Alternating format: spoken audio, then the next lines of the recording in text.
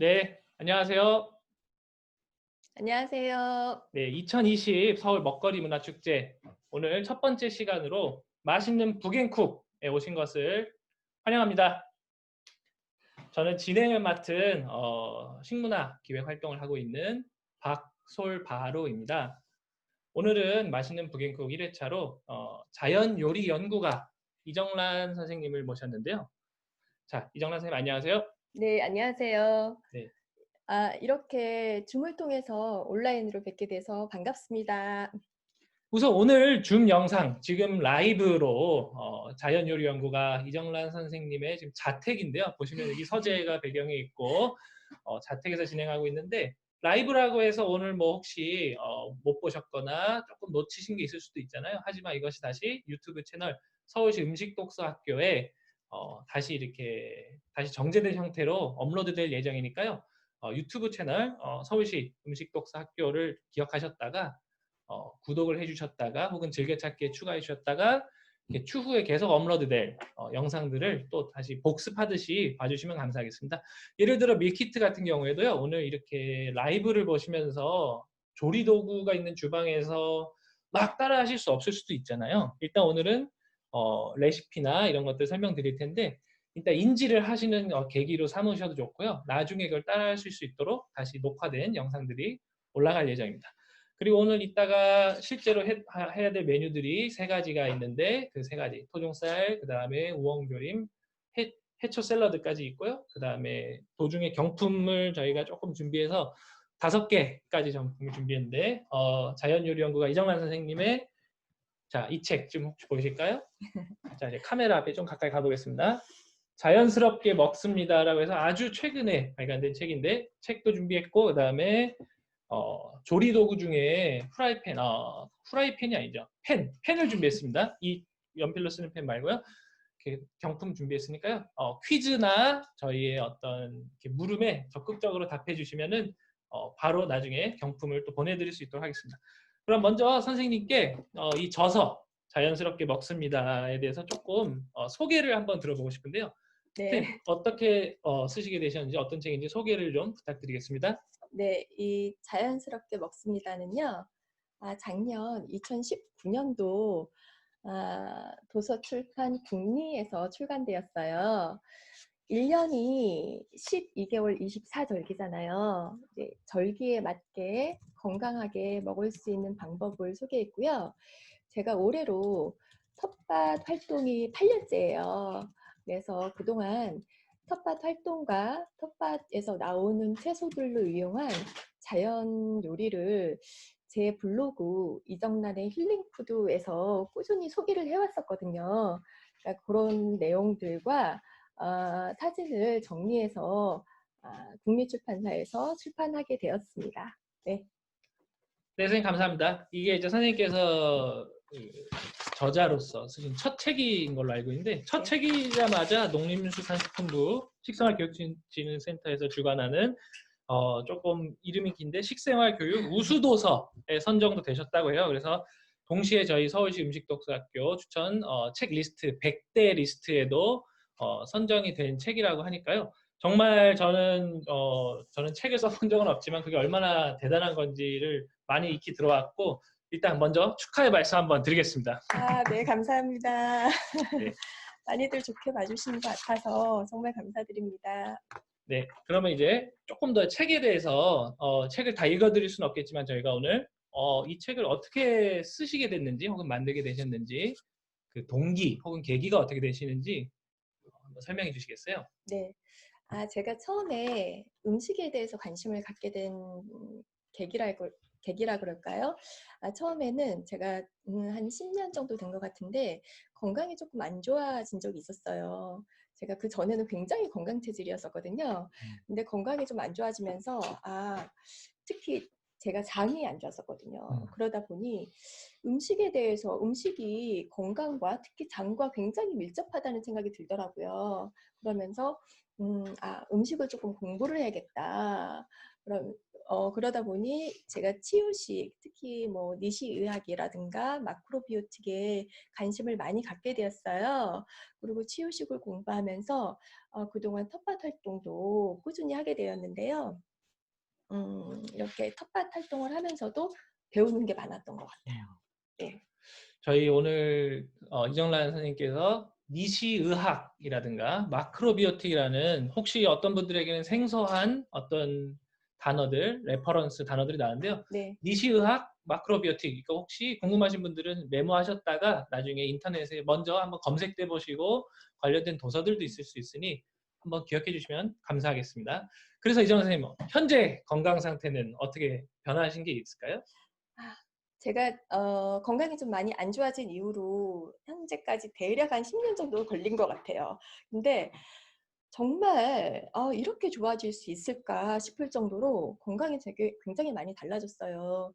제가 좀 안 좋았을 때는 특히 비염 증세, 비염보다는 장애 건강이 안 좋아지다 보니까 면역력이 굉장히 떨어져 가지고요. 저희 아이가 어렸을 때인데 좀 일상생활이 힘들 정도로 굉장히 고생을 많이 했거든요. 그리고 환절기 때마다 제가 비염 때문에 굉장히 힘들었었는데 요즘은 환절기에 비염도 전혀 증상이 없고요. 오히려 저희 남편은 식생활 관리를 잘 안 하거든요. 근데 남편이 오히려 지금 음, 그 비염 때문에 환절기만 되면은 비염으로 고생을 하더라고요. 그래서 와, 이게 식생활 관리가 정말 중요하다는 걸 진짜 깨닫게 되었습니다. 많이. 네, 선생님, 저도 사실 비염이 심한데 오늘을 계기로 많이 배워야겠다는 생각이 들었는데요. 잠시만 저희가 다시 한번 안내를 드리겠습니다. 참가자 여러분께 안내를 드리겠습니다. 비디오를 켜서 같이 저희가 얼굴을 보며 소통하는 시간인데요. 그러니까 뭐랄까요? 저희가 라디오가 아닙니다. 라디오가 아니라 듣기만 하시는 라디오가 아니라 비디오를 켜야 되는데 혹시 기술적으로 키시는 방법을 모르실 수도 있을 것 같아서 좌측 하단 혹시 데스크탑이나 노트북으로 참여하시는 분들은 좌측 하단에 비디오 시작 버튼이 있는데 물론 캠이 탑재되어 있는 디바이스여야 되긴 하겠지만 비디오 시작 버튼을 눌러서 좀 같이 저희도 얼굴을 볼 수 있도록 참여를 해주시면 감사하겠고요. 아니면 모바일로 참여하신 분들도 모바일의 내부에 기능이 있을 거예요. 그 비디오를 시작해 주시면 감사하겠습니다. 정말 뭐 그 비디오 기능이 없는 기계로 만약에 접속을 하신 분이라면 뭐 어쩔 수 없을 수도 있는데요. 어, 모바일이나 데스크탑 요즘에 다 탑재되어 있으니까 다시 한번 비디오 시작을 누르셔서 저희와 함께 얼굴을 마주하며 소통을 해주시면 감사하겠습니다. 네, 저희가 여러 가지 퀴즈를 준비했는데 2개 정도는 이벤트 퀴즈를 준비했어요. 3개는 오늘 이제 말씀 중에서 나오는 퀴즈가 있는데 이벤트 퀴즈가 하나 추가된 것 같아요. 화면을 켜주시면 화면을 켜는 것만으로도 벌써 상품을 드릴 수 있는 어떤 근거가 생긴 것 같은데요. 잘 있다가 봤다가 네, 저희가 보겠습니다. 특히 그 중에서도 그 오늘 요리 밀키트 배송 받으셔서 그 요리를 화면상에서 같이 이렇게 좀 이렇게 조리를 하시는 모습을 보여준 분께는 만약 그분들이 너무 이제 많으면 추첨을 통해서 그다음 혹시 한 분이라면 바로 경품을 또 드릴 수 있도록 저희가 안내를 드리겠습니다. 네, 계속 바로 이정란 요리 연구가 선생님께 여쭤보겠습니다. 그래서 건강이 좋아졌다는 말씀이겠는데요. 혹시 그 좀 더 그 구체적으로 이유를 좀 저희가 설명드릴 수 있을까요? 그 이유에 대해서? 네. 그 건강이 좋아진 데는 물론 여러 가지 이유가 있겠지만 가장 중요한 건 그 계절에 맞는 음식을 먹으려고 노력을 했던 부분이 가장 컸던 것 같아요. 왜 사람도 자연의 일부잖아요. 그래서 인공적인 것보다는 자연에서 나오는 음식들을 먹고 그리고 화학적인 음식을 가능한 한 먹지 않으려고 노력을 하고요. 그리고 제철에 나오는 음식을 먹으려고 굉장히 제가 노력을 했어요. 우리가 흔히 제철 식재료가 굉장히 중요하다고 하잖아요. 제철 식재료라는 게 그 하우스라든가 그런 인공적인 사람이 손이 닿지 않고 그 계절에 맞게 자연스럽게 자란 식재료를 제철 식재료라고 하는데요. 그 제철 식재료를 먹는 것만으로도 굉장히 건강에 도움이 많이 되는 것 같습니다. 음. 네. 네, 감사합니다. 제가 이제 말씀 듣기로는 제철 식재료를 많이 이제 섭취하신 것도 있는데 텃밭을 또 가꾸신다고 아주 오랜 시간 동안 텃밭을 가꾸신다고 들었어요. 혹시 텃밭을 가꾸는 이 행위 자체에도 혹시 건강을 회복하는 데 많은 도움이 됐을까요? 어떠셨나요? 아, 네. 텃밭을 하다 보면 자연과 접할 수 있기 때문에 정서적으로도 좋고요. 그리고 가끔 그 텃밭에 가서 풀을 베잖아요. 풀을 베고 나면은 온몸에 땀이 쫙 빠지면서 힐링도 되고 음. 디톡스도 되는 것 같아요. 근데 무엇보다 가장 좋았던 거는 텃밭을 하게 되면은요, 그 계절의 변화를 온몸으로 느낄 수 있어요. 계절이 우리가 요즘은 계절의 변화를 좀 느끼기가 힘든 시기잖아요. 네, 힘든 시기인데 텃밭을 하다 보면은 봄, 여름, 가을, 겨울이 지나가는 거를 굉장히 몸으로 느낄 수 있게 되고요. 아, 그리고 우리가 흔히 마트에 가서 보면은 사계절 요새는 채소들이 없는 게 없잖아요. 봄, 여름, 가을, 겨울 똑같이 마트에 가면은 뭐 토마토, 가지, 오이, 고추, 호박 이게 사계절 내내 자리를 지키고 있는데요. 제가 텃밭을 하다 보니까 아, 이런 채소들이 제철이 언제일까를 조금 알게 된 거예요.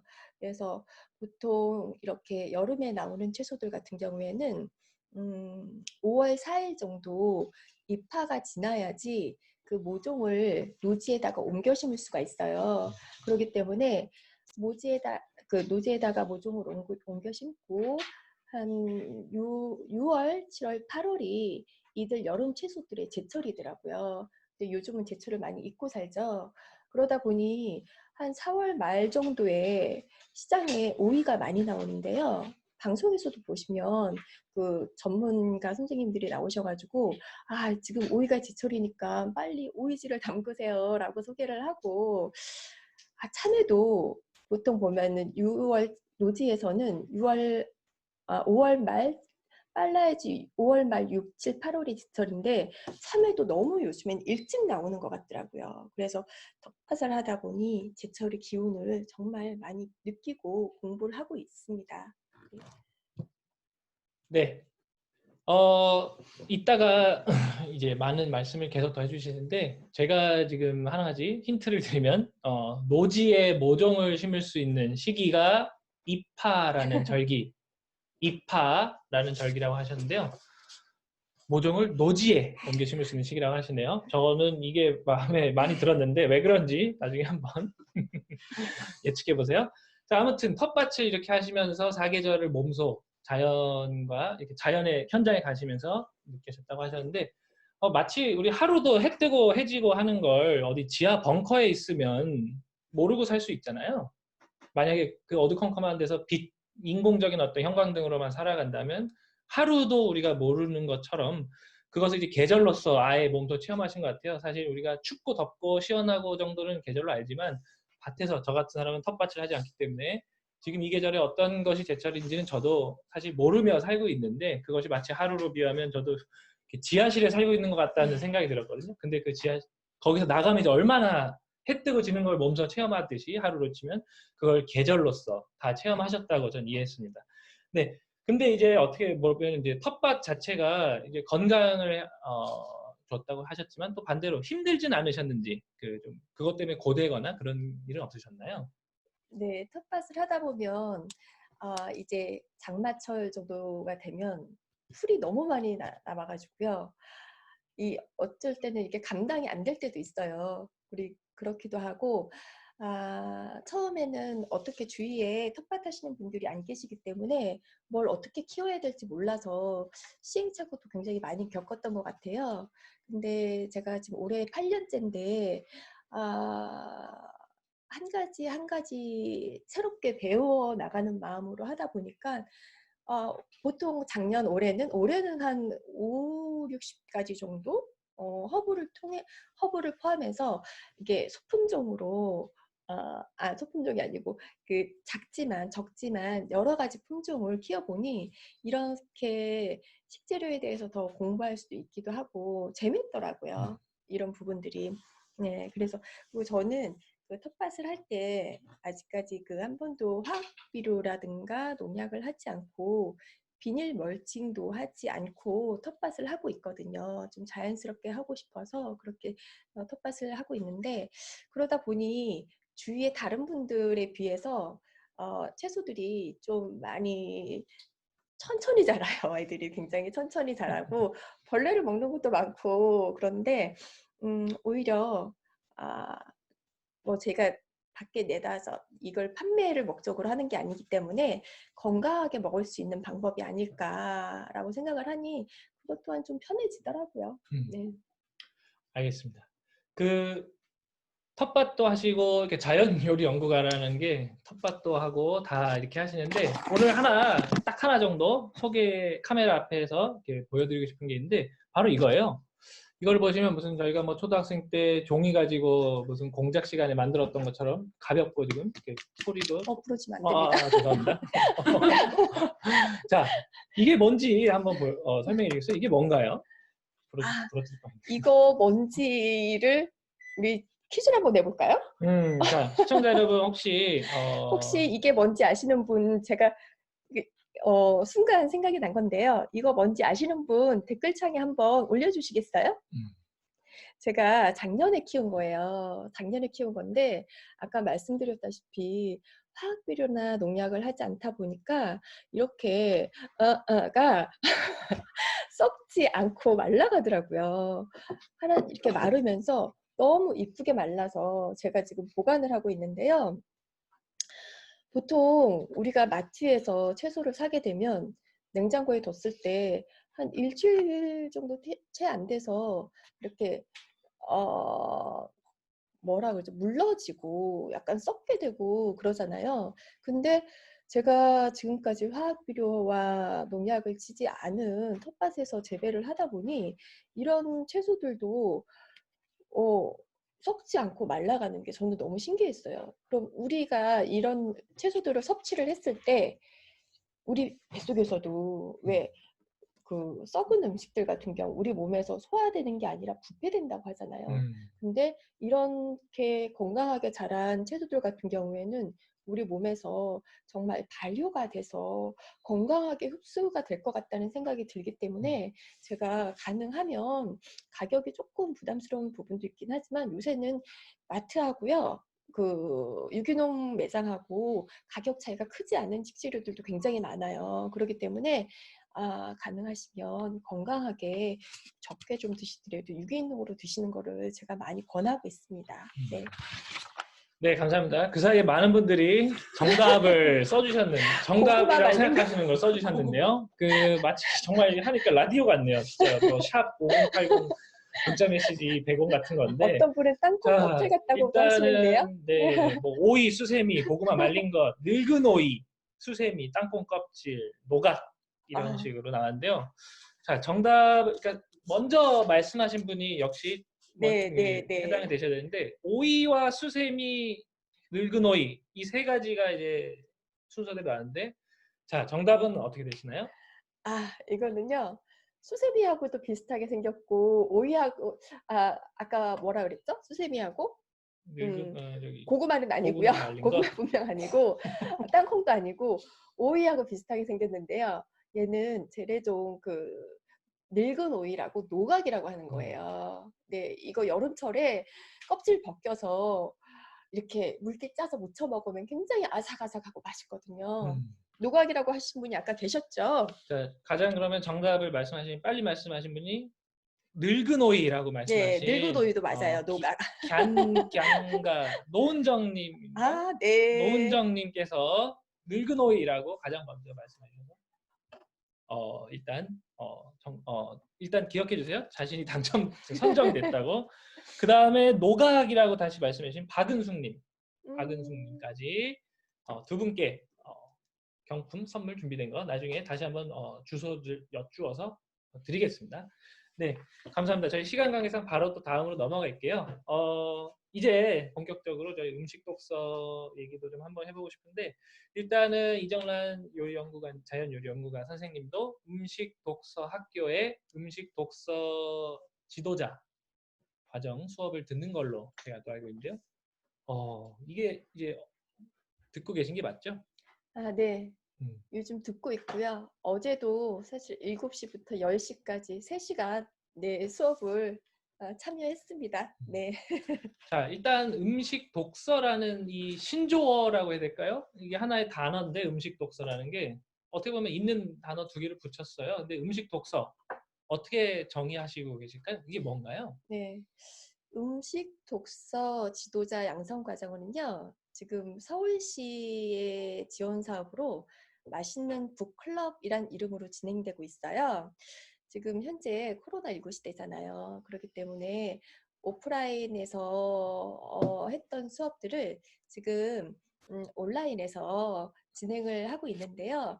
온라인에서 진행을 하다 보니 줌을 통해서 지금 같이 수업에 참여하고 있고요.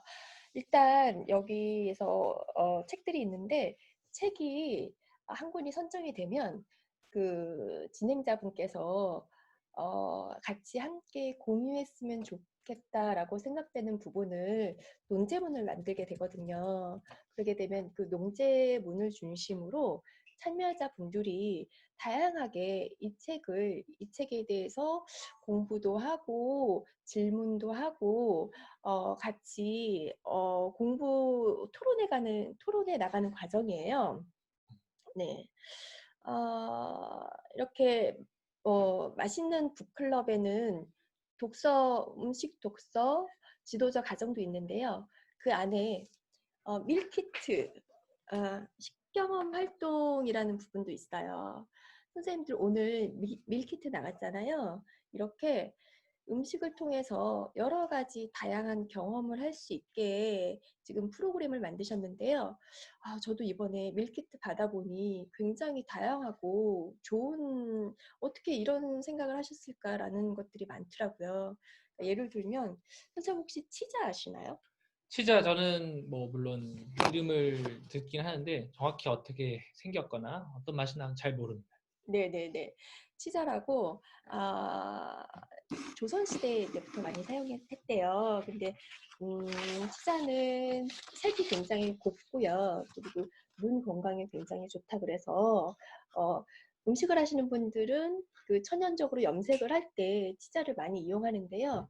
치자가 일반 젊은 분들은 잘 모르세요. 그리고 이런 것들을, 치자를, 음, 그 마트에서 구입할 수 있는 게 아니라 보통 건어물 가게 그런 데서 건어물 가게라든가 시골의 뭐 오일장 같은 데서 구입을 할 수 있기 때문에 조금 보기 힘든 식재료인데요. 이런 치자밥을 지을 수 있게끔 그 밀키트로 구성해서 보내주셨어요. 그래서 치자밥도 지어 먹고 저는 누룽지를 만들어 봤는데 너무 맛있더라고요. 그리고 이 식경험 활동이라는 게 여러 가지 향신료를 맛볼 수 있는 기회도 주시더라고요. 그래서 짜이라고 혹시 아시나요? 짜이요? 이거 네, 인도 무슨 밀크티 먹을 때 네, 들었던 것 그렇죠. 같은데 네, 네. 홍차인가? 네. 짜이라고 향신료와 함께 우유를 넣어서 만든 차인데요. 저는 몇 해 전에 인도를 다녀왔을 때 거기서 굉장히 짜이를 맛보고 너무너무 좋았었는데 그 레시피가 없었어요. 근데 이 레시피와 함께 향신료와 함께 세상에 그 우유도 세심하게 우유도 같이 넣어서 보내주셨더라고요. 그래서 가정에서도 짜이를 한번 맛볼 수 있는 경험도 했고요. 그리고 쌀도 우리가 도정이라고 하잖아요.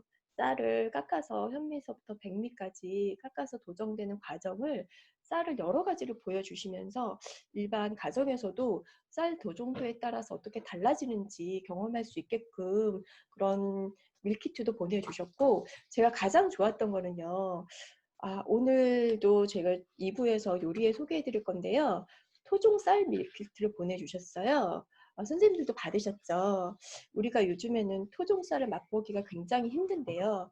토종쌀을 밀키트로 보내주셔서 직접 한번 먹어볼 수 있는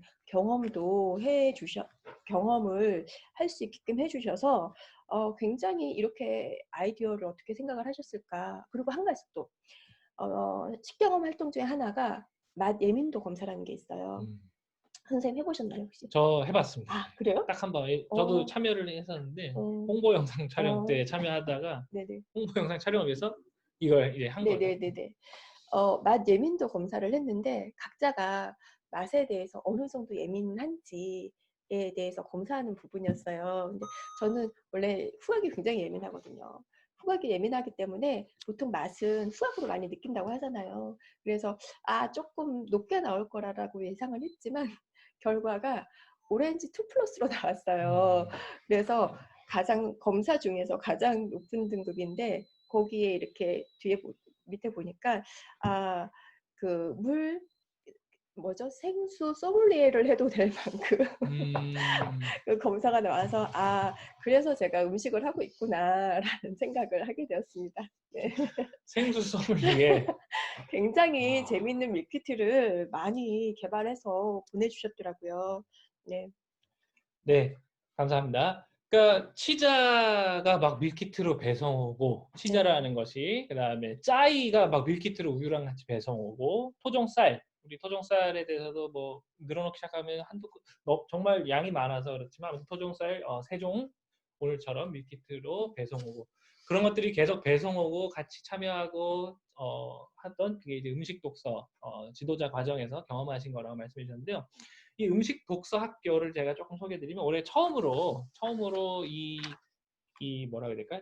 시도된 서울시 주최로 시도된 이제 행사인데 저희 음식 독서 학교라는 이름도 있지만 맛있는 북클럽을 좀 더 기억해 주시면 좋을 것 같아요. 그 맛있는 북클럽을 기억하셔서 카카오톡이나 인스타그램 어느 쪽 하나라도 자주 하신다면 맛있는 북클럽을 검색하시면은 뭐 채널이 있는데 팔로우를 해주시거나 뭐 플러스 친구로 등록을 해주세요. 그래서 매년 할 이제 계획이니까요. 이 과정을 그때 올해는 이제 아니지만 내년에 참여하실 수도 있을 것 같습니다. 근데 내년에는 그러면 음식 독서 지도자 양성 과정을 들으신 이정란 선생님을 강사로서 뵐 수 있는 걸까요? 저도 열심히 해서 내년에는 꼭 강사로 활동을 해보고 싶습니다. 네네. 네, 내년에 잘 기대하겠습니다. 음, 실제로 음식 독서를 하기 때문에 저희는 이제 맛있는 클럽은 매회 주제 도서를 선정해서 이 주제 도서를 가지고 하는데 활동을 오늘도 한번 주제 도서를 5권 중 3권이 이제 이정란 자연요리연구가 선생님이 오늘 좀 다뤄주실 내용이에요. 자, 제가 한 권씩 한번 이렇게 조금 보여드리겠습니다. 첫 번째 이 주제 도서 중 하나가 밥의 인문학이라고 하는 책인데요. 정혜경 선생님이 지으신 밥의 인문학, 그 다음에 주영하 선생님이 지으신 한국인은 왜 이렇게 먹을까? 조금 수동 초점에서 제가 거리를 둬야겠네. 한국인은 왜 이렇게 먹을까? 이렇게 두 번째 책. 그다음에 마지막으로 네, 우리 음식의 언어 맞죠? 우리 음식의 언어 한성우 선생님께서 지으신 우리 음식의 언어라는 책. 오늘 주제 도서 5권 중 3권이 이정란 선생님께서 이후에 밀키트 그다음 이야기로서 풀어주신 3권이고요. 자, 어떤 책인지 직접 한번 조금 설명을 들어보겠습니다. 이정 선생님, 요 밥의 인문학은 어떤 책인가요? 네, 저도 지금 책을 가지고 있는데요. 음식 독서 지금 지도자 과정에서 이 책을 지금 함께 보고 있어요. 네, 밥의 인문학이고요. 잘 보이시나요, 지금? 가까이 되는 네네네. 것보다도 네, 잘 보이시죠? 밥의 인문학. 그리고 이 책은요, 식품 영양학을 전공하신 정혜경 교수님이 쓰신 책이에요. 그 한국인의 식사에 있어서 주식으로서의 밥이 차지하는 비중이 굉장히 크잖아요. 우리가 어, 어, 우리나라가 발효 음식이 굉장히 많이 나오는데 뭐 간장이라든가 우리나라에 훌륭한 발효 음식이 많죠. 간장, 뭐 된장, 김치 굉장히 훌륭한 음식들이 많은데 이런 음식도 밥이 없으면 이 음식을 김치만을 그냥 먹거나 뭐 된장을 그냥 먹거나 할 수는 없잖아요. 이게 밥이 소화가 잘 될 수 있게끔 하기 위해 만든 음식들이기 때문에 한국인의 식탁에서 밥이 차지하는 비중은 굉장히 클 수밖에 없는 것 같아요. 근데 저는 이 책을 보면서 굉장히 좋았던 거는요. 이 책은 이 밥이 한국인이 쌀을 재배했던 시기가 한 5천 년 정도 역사가 된다고 해요. 근데 그때부터 선사시대 때부터 지금 현재에 이르기까지 밥의 역사를 굉장히 인문학적으로 잘 풀어주셨어요. 그래서 음식을 공부하고 소개하는 저로서는 굉장히 교과서가 될 만한 책인 것 같아서 이번 음식 독서 프로그램에서 만나게 돼서 굉장히 좋더라고요. 이 책은. 네. 네, 감사합니다. 그러니까 이 밥의 인문학 이 책을 가지고 오늘 음식 식경험으로 연결하는 지점이 바로 토종쌀 세계. 이따가도 말씀드리겠지만 다다조, 뭐 자광도, 북흑조라고 하는 품종을 준비했는데 그것과 이제 연결해서 밥을 지어보는 식경험을 하실 예정이시고요. 그 다음 책을 한번 소개를 들어보고 싶은데요. 한국인은 왜 이렇게 먹을까?라는 책이네요. 네. 한국인은 지금 잘 보이나요? 지금 잘 보이죠? 이 한국인은 왜 이렇게 먹을까? 저는 이 주영아 선생님은요, 음식 인문학자세요. 그래서 우리나라의 식사 방식과 습관, 이런 부분에 대해서 굉장히 오랫동안 연구를 하셨고요. 이렇게 우리나라 사람들의 식사 방식과 습관이 어디서부터 유래했을까라는 생각으로 이 책을 집필하셨다고 하시더라고요. 집필하시기 시작하셨다고. 근데 이 책의 좀 독특한 점은요, 우리나라 사람의 시각이 아니라 외국인의 시각으로 이 책을 한국 사람들은 왜 이래?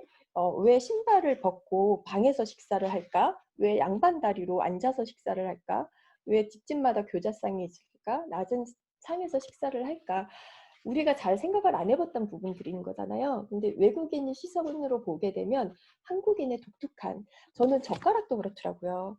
젓가락 문화 같은 경우에도 우리나라 사람들이 가질 수 있는, 물론 동양권에서는 젓가락 사용을 많이 하지만 우리나라는 특히 젓가락이 가늘고 짧아요. 그래서 어릴 때부터 젓가락 쓰는 습관을 가졌기 때문에 현재도 우리나라 사람들이 굉장히 똑똑하고 IT 강국이 될 수 있는, 어렸을 때부터 이런 부분에 대해서 원인이 되지 않았을까 싶을 정도로 우리 현재의 습관들을 한번 왜 그럴까 저 끝에서부터 한번 돌아볼 수 있는 책이었던 것 같아서 저는 정말 재밌게 읽었어요.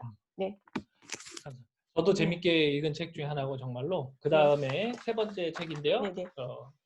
책을 들 때 이렇게 가까이 가지 않기로 수동 초점이 걸려있기 때문에. 자, 우리 음식의 언어, 우리 음식의 언어라는 책인데요. 자, 이 책은 또 어떤 책인가요? 네. 우리 음식의 언어는요, 국어학자이신 한성호 선생님이 쓰신 책이거든요.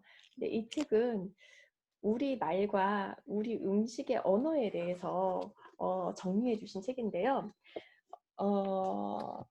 이 책을 보면은요, 저는 오랫동안 이 선생님이 우리 말에 대해서 가르치셨던 분이신데요. 제가 한번 메모를 해놨는데, 잠시만요.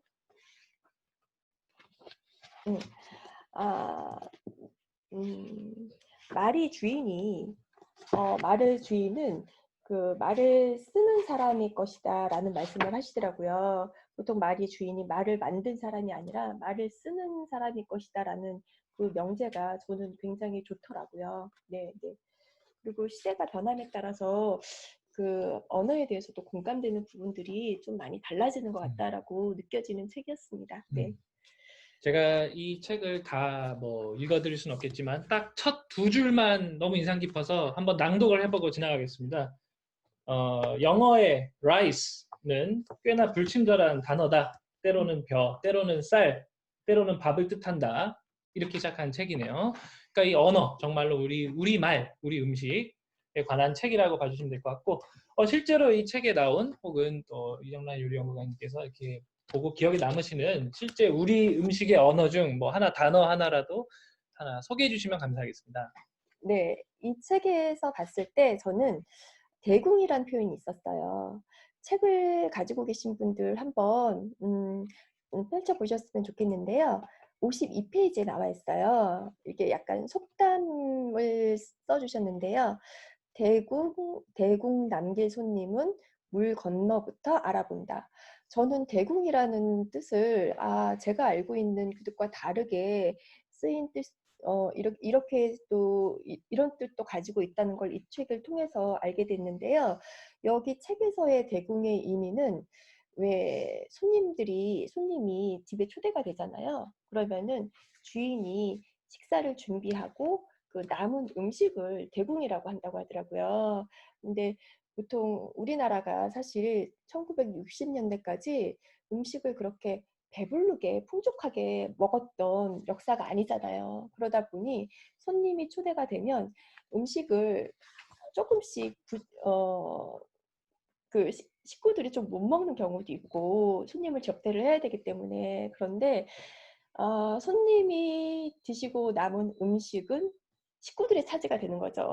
그렇기 때문에 식구들이 저 사람은 대국을 얼마나 남길까, 저 사람은 대국을 남길 사람인지 아닌지를 보게 되고, 손님 같은 경우에도 여기 남은 식구들이 있기 때문에 이 음식을 배려 차원에서 조금 남겨두는, 요즘 같으면은 손님들이 먹은 음식은 버려지잖아요. 근데 이렇게 서로 좀 배려하고 서로를 위해서 음식을 남긴다는 의미의 뜻으로 제가 대궁이 있었고요. 네, 대궁을 보게 돼서 굉장히 반가웠고, 네네. 그리고 지금 저는 대궁을요, 어떤 뜻으로 알고 있었냐면은 제가 텃밭을 하니까 상추 꽃대의 뜻도 대궁이에요. 그래서 대궁을 꺾어다가 소금에 절여서 겉절을 해 먹으면 굉장히 맛있어요. 볶아 먹어도 맛있고. 그래서 상추 꽃대를 대궁이라고 알고 있었는데 우리 음식의 언어에서 대궁의 뜻이 이렇게 손님이 남긴 음식이란 뜻도 있구나라는 걸 알게 돼서 굉장히 기뻤어요, 저는. 네. 네, 대궁이라는 단어 하나 소개해 주셨는데요.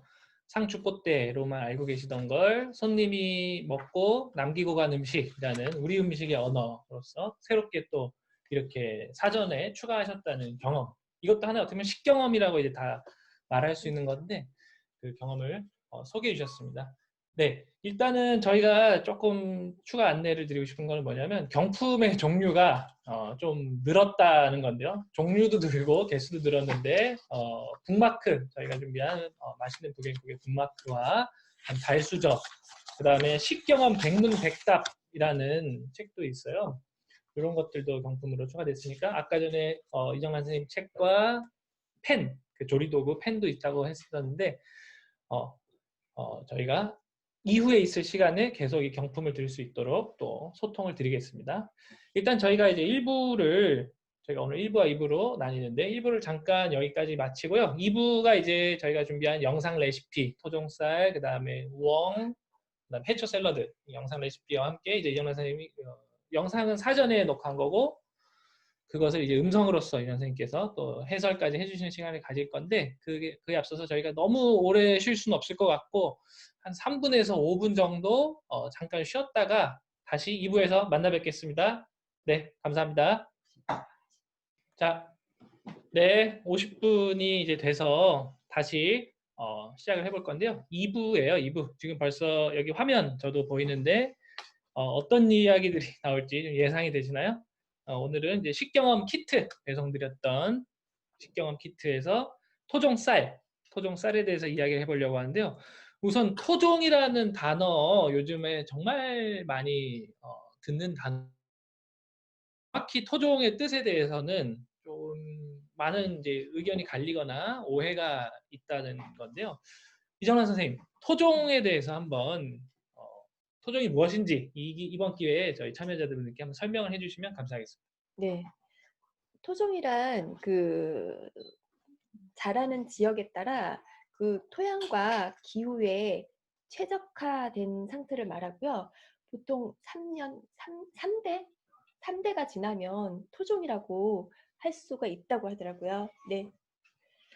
그러니까 어떻게 보면 우리가 흔히 알고 있는 외국어로 된 작물도 우리 땅에서 3년, 3대를 3대. 키울 수 있다면 그것은 곧 토종이라고 네, 네. 인정할 수 있다는 거죠. 그렇죠. 우리나라 기후와 그 토질에 적합하게 지금 적합하게 된 상태이기 때문에 토종이라고 할 수가 있죠. 네네.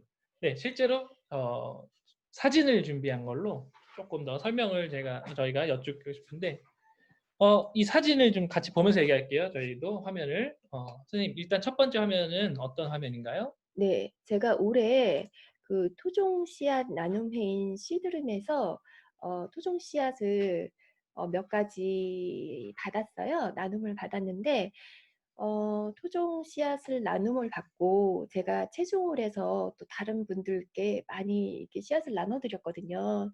그래서 블로그에 제가 올린 적이 있는데 이거를 한번 공유하고 싶어서 제가 PPT 자료 화면을 만들었고요. 여기가 지금 처음에 토종 뿌리 갓이에요. 이름도 굉장히 예쁘고 독특하더라고요. 토종 뿌리 갓을 이 모종판에다가 지금 옮겨 심었고요. 그 모종판은 지금 저희가 한 3월 중순 3월 초 정도에 씨앗을 모종판에다 심어 놓고 저희가 베란다에다 했어요. 이거를 저기 아파트다 보니까 베란다에다가 모종판을 키워서 지금 이 노지에 옮겨 심었거든요. 근데 일반 갓보다는 그 약간 더 뾰족뾰족하고 가시가 조금 많이 있더라고요. 이 장면이 선생님 요 화면을 조금 올려주시겠어요? 네. 요 3월 중순에 토종 뿌리갓이 지금 자라고 있는 모습이고요. 그리고 5월 정도 되니까 지금 꽃이 피기 시작했어요. 꽃이 피다 보니까 굉장히 벌들도 많이 보였고요. 다른 그 갓에 비해서 좀 부드럽고 뭐라 그러죠? 그게 그 야생의 맛이 굉장히 더 많이 느껴지더라고요. 다음 화면을 조금 보여주시겠어요? 그래서 제가 텃밭에서 나오는 식재료, 뭐 주키니 호박이라든가 애호박 이렇게 그리고 토종뿌리 갓을 걷어다가 샐러드로 해 먹어봤거든요. 저희 직접 그 음식을 먹는 거를 사진으로 남겼는데 이렇게 빵과 함께 샐러드로도 먹었었고요. 꽃도 사실 먹을 수 있잖아요. 그리고 굉장히 맛있었어요. 그리고 그 다음 화면을 조금 보여주시면은요. 6월 정도였던 것 같아요. 이제 뿌리갓이 생을 다 하고 그리고 마르게 둔 다음에요. 씨앗을 채종하는 모습이에요. 바짝 말려서 씨앗을 털어낸 다음에 이 토종 씨앗을 봉투에 담아서 블로그로 원하시는 분들께 나눠드리기도 하고요. 다른 주위에 텃밭 하시는 분들께도 씨앗을 드렸는데요. 이 제가 키운 씨앗이 굉장히 멀리 여러 곳으로 퍼지잖아요. 예. 이제 제가 키운 토종 씨앗이 우리나라 전국 방방 곳곳에 퍼질 거라고 생각을 하니 굉장히 좀 뿌듯했던 것 같아요. 네, 감사합니다.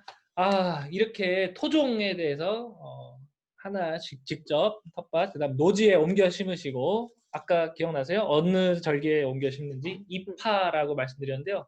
딱 그 시기예요. 5월 초순이라고 하면 더 기억하기 쉬울 것 같은데 입하에 노지에 옮겨 심으시고 요리하시거나 또 씨앗을 나누는 일까지 그 일련의 과정을 저희가 잘 봤습니다. 자, 그러면 선생님 오늘 주 재료인 이번에 토종 쌀에 대해서 좀 얘기를 이거는 찍고 네. 이거는 해야 돼. 네. 사실 시간 관계상 조금 넘어가 봤는데 그 네. 사이에 있는 말씀을 그럼 한번 해보겠습니다. 네네. 자, 그 예를 들어 뭐 선생님께서 어떻게 이제 토종을 가지고 활동하실지 좀 더 그 향후 계획이 있다면 알려주시면 감사하겠습니다. 토종은 저도 지금 토종 씨앗을 키워서 심어서 이렇게 나눠본 지는 오래되지 않았는데요. 우리 땅에서 자란 신토불이라고 하잖아요. 우리 땅에서 자라고 우리 몸에, 한국 사람 몸에 굉장히 최적화된 식재료이기 때문에 이런 식재료들을 많이 좀 키우고 알리는 일을 좀 하고 싶다는 생각이 들더라고요. 네네. 네, 감사합니다. 방금 보여드린 거는 이렇게 뿌리갓이었지만 뿌리갓뿐만 아니라 다양한 작물의 다양한 토종 품종을 계속 늘려나가시겠다고 저도 이해가 됐습니다. 네, 그러면 제가 아까 성급하게 가려고 했던 토종 쌀입니다. 쌀 이야기를 좀 해볼까요? 쌀에 대해서는 오늘 준비한 이미지도 있는데 일단 한번 네네. 쌀에 대해서 첫 좀 개괄을 한번 설명해 주시면 감사하겠습니다. 화면은 네. 잠깐 공유를 끄겠습니다. 네네. 저희가 나오게. 솔바람 선생님은 혹시 우리나라 들판이 지금 가을에 추수할 시기잖아요. 네. 지금 우리가 가을 하면은 황금 들판이라고 생각을 하는데, 그쵸. 황금 들판. 그쵸. 예전에는 우리나라 들판이 정말 오색 빛깔이었다는 거 혹시 아시나요? 오색 빛깔이요? 네네. 뭐 5가지 이상의 여러 가지가 있었대요? 5가지 이상은 아니지만 토종에도 쌀 그 이삭 색깔이 굉장히 다양했다고 하더라고요. 그래요? 네. 네. 일단 검정색도 있고요. 뭐 자색도 있고 여러 가지 그만큼 그 다양성이 있었던 것 같아요. 획일화되지 않고. 네네. 굉장히 예뻤을 것 같아요. 네. 근데 왜 그렇게 옛날에는 그랬는데 요즘에는 왜 그렇지 않게 됐나요? 네. 토종 쌀이 현재는 지금 키우시는 분들이 많지 않으신데요. 우리나라에서 오래전부터 토종 쌀을 많이 키웠잖아요. 근데 일제시대 때 일본인들이 우리나라에서 그 다수학 품종을 많이 씨앗을 퍼뜨렸다고 해요. 그래서 수확량 증가를 위해서 그랬던 거겠죠. 수확을 많이 하기 위해서 다수학 품종의 벼 생산을 하고 그 쌀을 다시 일본으로 가져가게끔 하는 시기가 있었기 때문에 그때 우리나라 토종 벼 쌀이 많이 줄어들었고요. 그 이후에 또 산업화가 되면서 우리나라 그 생산성 때문에 우리나라의 통일벼로 농사를 짓기 시작을 하면서 우리 토종벼들이 많이 자취를 감췄다고 합니다. 네네. 제가 조금 공부를 했는데 오늘 이 자리를 위해서 네네. 대략 원래는 한 1,400여 종 저희 토종쌀 한반도 1,400여 종의 품종이 있는데 그것이 이제 지금은 450여 종이 이렇게 잘 재배되는 상태는 아니고 어디 농촌진흥청 종자은행에 이렇게 뭐랄까요 잘 이렇게 뭐라 해야 될까 멸종하지 않도록 우리 흔히 동물로 치면 멸종하지 않도록 잘 보호하고 있는 상태로 그렇게만 이제 우리나라에 존재하는 걸로 알고 있고 또 개인적인 노력들을 복원하시는 농부님들이 좀 계신 걸로 알고 있어요. 그래서 뭐 우보 농장의 농부님이라든가는 직접 이렇게 개인 차원에서 200여 종까지 발굴하시고 뭐 보존한 걸로 알고 있는데 실제로 이제 오늘 토종쌀 밥을 지어보는 영상을 한번 가보려고 하는데요. 영상이 나오면 이정란 선생님 자료화면 토종 쌀에 대해서 한번 잠깐 보고 갈까요? 네. 네. 먼저 그러면 오늘 준비된 3가지 종류의 네. 3가지 쌀 제가 화면을 공유를 한번 또 하겠습니다. 네. 자, 공유가 됐겠죠? 자, 오늘 네. 지금 밀키트를 신청하신 분들은 3가지 토종쌀을 받으셨을 텐데요. 3가지가 북흑조와 자강도와 다다조예요. 3가지. 그래서 제가 이 실물로 한번 보여드리고 싶어요. 이거를 이렇게 지금 화면 공유 중이어서 다 네네, 공유가 끝나고 그렇죠. 보여드리겠습니다. 그러면은 북극조는 제가 지금 이미지 사진을 보니까 이삭이 검정색이에요. 원래 평안도 쪽에가 원산지라고 하고요. 검정색 이삭은 처음 보잖아요. 이게 흥미가 연상되는 지금 검정색인데 이 건강하고 강한 기운이 있어서 예전에는 이런 토종쌀이 있었구나라는 생각이 들고요. 도정을 하게 되면 이렇게 현미처럼 보이는데 맛을 봤을 때는 굉장히 구수하고 그 찰진 약간 좀 찰기도 있고 그래가지고 굉장히 맛있게 먹었던 토종 쌀입니다. 네. 그다음은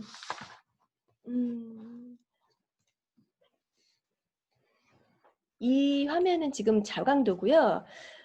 이 자강도 같은 경우에는 250년 전에 중국으로 사신으로 가신 분이 이 쌀이 너무 맛있어서 우리나라 김포 인근 지역의 밀다리 지역에서 재배를 시작했다고 해요.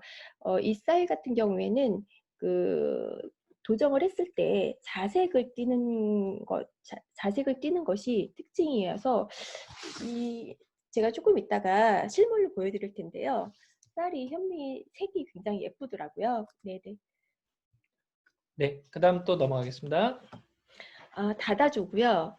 이 이름에서 보시다시피 이삭이 굉장히 많이 달렸어요. 많이 달려서 수확을 많이 하기 위해서 이 다다조를 키우시는 분들도 많으시다고 하시더라고요.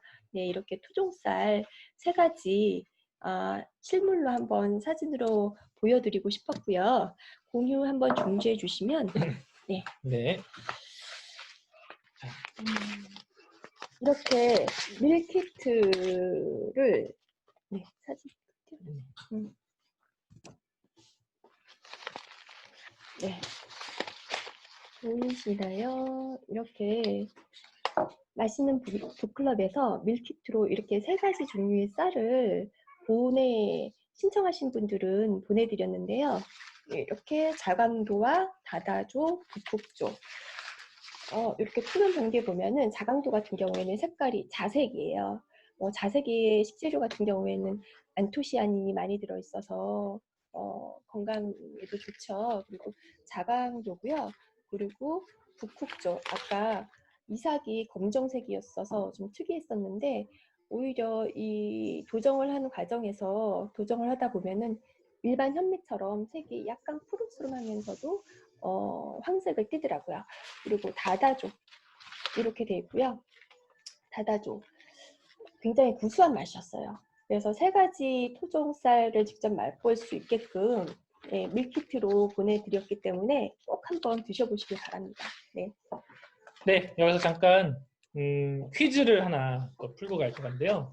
쌀 맞추기 퀴즈예요. 알고 보니 화면 공유랑 저희 화면이 같이 나온다는 사실을 지금 알았어요. 계정이 2개로 로그인돼 있다 보니. 그러면 퀴즈입니다. 자, 3가지 쌀을 저희가 보여드릴 건데 그것이 어떤 건지 이제 맞춰보시면 될 것 같습니다. 자, 화면 보이시나요? 자, 문제는 간단합니다. 다음 중 자광도는 무엇일까요? 라고 하는 이제 질문을 준비했고요.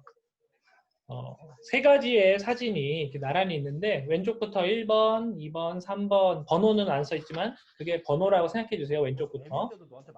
그 번호를 답으로 채팅창에 남겨주시면 아까처럼 뭐 노각 아까 해주셨던 것처럼 답을 남겨주시면 다시 경품을 또 저희가 기억했다가 드리도록 하겠습니다.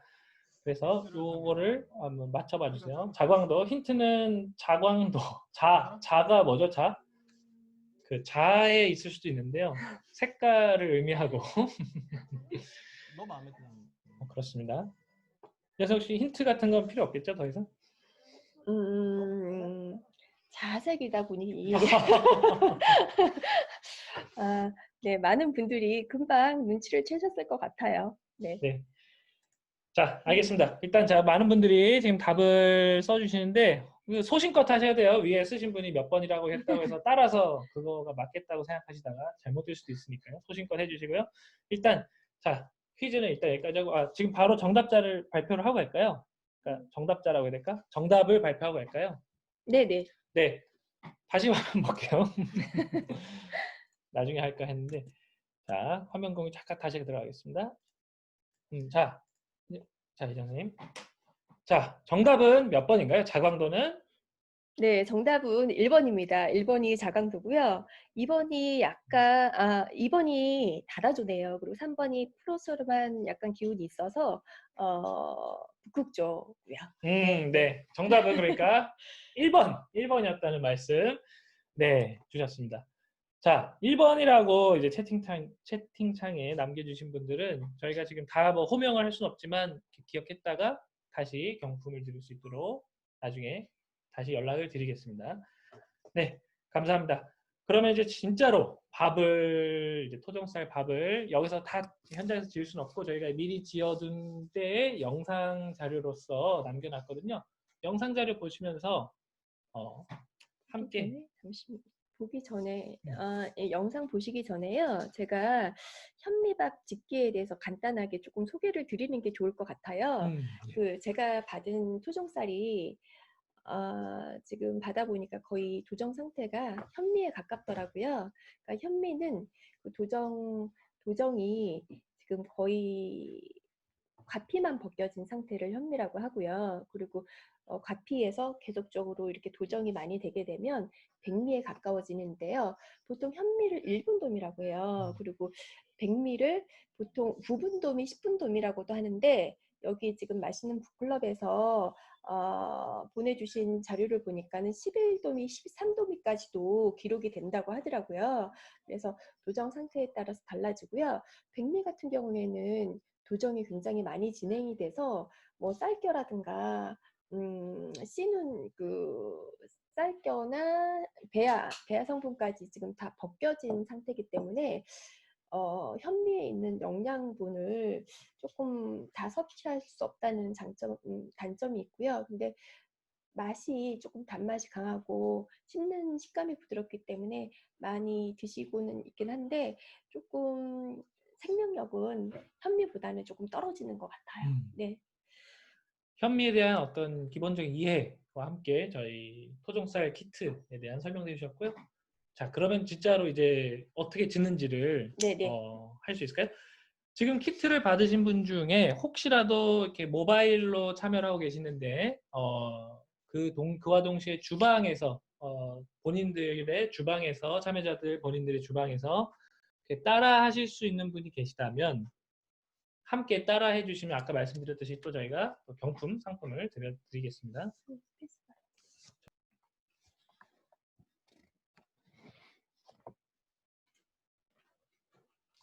지금 3가지 토종쌀 화면이 보이고 있고요. 다시마와 지금 소금도 들어가네요. 그리고 쌀을 씻을 때는 찬물 같은 경우 가능한 한 생수나 정수된 물을 이용하시는 게 그 쌀 맛을 밥맛을 조금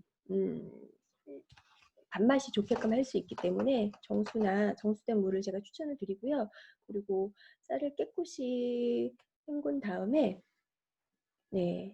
저는 밥을 지을 때 압력솥을 많이 이용을 하거든요. 압력솥을 이용을 하게 되면 전기밥솥보다는 훨씬 구수하게 밥을 지을 수가 있어요.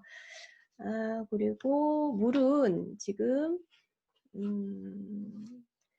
쌀의 분량에 잠시 여기서 스탑 좀 해주시겠어요? 네.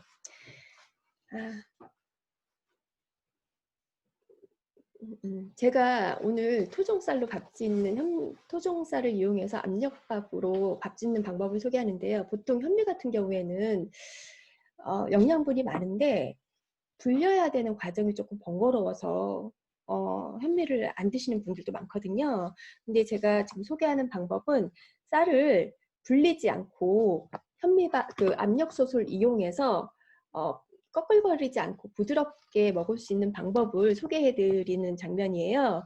그래서 쌀을 씻고 나서 불리지 않고 지금 센 불에 다시마 한 쪽과 소금을 넣었거든요. 근데 다시마를 넣게 되면 감칠맛도 있지만 그 쌀 같은 씨앗이죠. 씨앗과 해조류가 만나면 우리 인체의 신진대사를 높여서 체온이 조금 올라가게 하는 그런 그 건강한 요리법이에요. 그래서 보통 밥을 지으실 때 다시마 한 쪽과 소금을 넣어주시면 좋고요. 물의 분량 같은 경우에는 지금 쌀이 3컵이 들어갔기 때문에 1.2배 3컵과 120ml를 넣었어요. 그리고 압력밥솥에 쌀을 넣은 다음에 센 불로 불리는 과정을 대신하기 때문에 센 불로 끓여줄 거예요. 네, 다시 영상 진행할게요.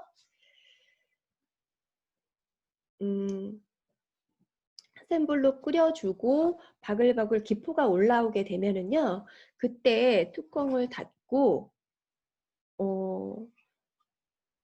센 불로 끓이다가 추가 막 움직여요. 그러면 압이 찼다는 얘기거든요. 추가 많이 움직이게 되면 약불로 줄여서 30분간 밥을 지어 뜸을 들이시면 되세요.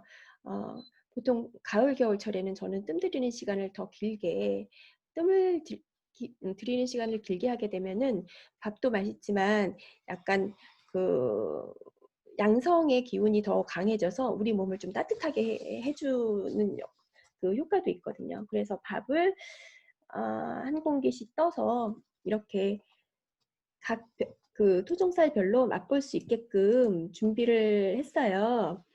네.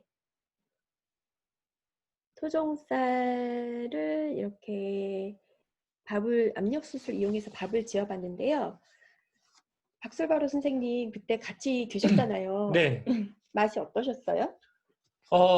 일단 하나하나 다 어땠다라고 하기에 제가 표현력이 부족하긴 한데 맨날 저 백미만 먹다가 제가 알고 있는 선에서는 뭐 마치 뭐라 해야 될까 흑미밥 같은 걸 먹는 기분이었어요. 흑미밥 뭐냐면 검은 색깔, 자색깔 색깔을 띄었으니까. 근데 이제 제가 제일 기억나는 건 식감이었어요. 식감 뭐였냐면 뭔가 이렇게 알갱이가 씹히는 어떤 알갱알갱한 식감 같은 게 있었는데 그게 뭐 설익어서라든가 그런 의미가 아닙니다. 다 익었는데 그 백미에서 느낄 수 없는 어떤 식감이 가장 기억에 남습니다.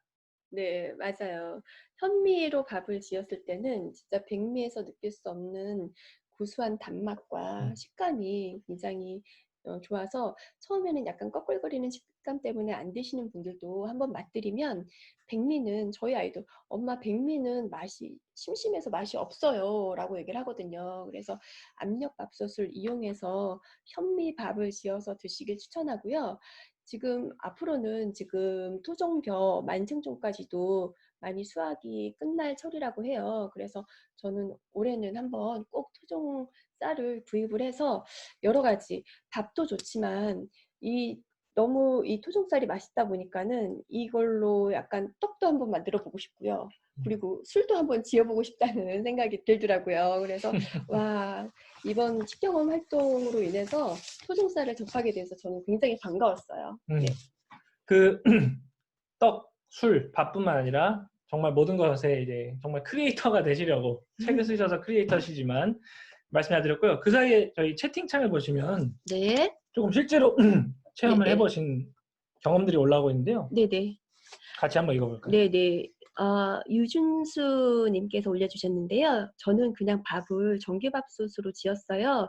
그래서 좀 거칠었나 봐요. 밥솥과 뜸 들이는 것도 중요하네요. 라고 올려주셨는데요. 밥을 지을 때 이 밥솥과 뜸 들이는 그 과정이 굉장히 중요하거든요. 보통 전기밥솥을 지을 때는 하룻밤 정도 불리는 과정이 꼭 필요해요. 불리지 않으면 현미는 겉피 부분이 딱딱하기 때문에 수분이 안까지 침투하기가 어렵거든요. 그래서 거칠고 약간 좀 소화가 안 돼서 가스도 많이 차고 그렇게 되기 때문에 꼭 불리는 과정을 하셔야 되는데 요즘 많이 바쁘시기 때문에 불리는 과정이 조금 많이 번거로울 수가 있잖아요. 그래서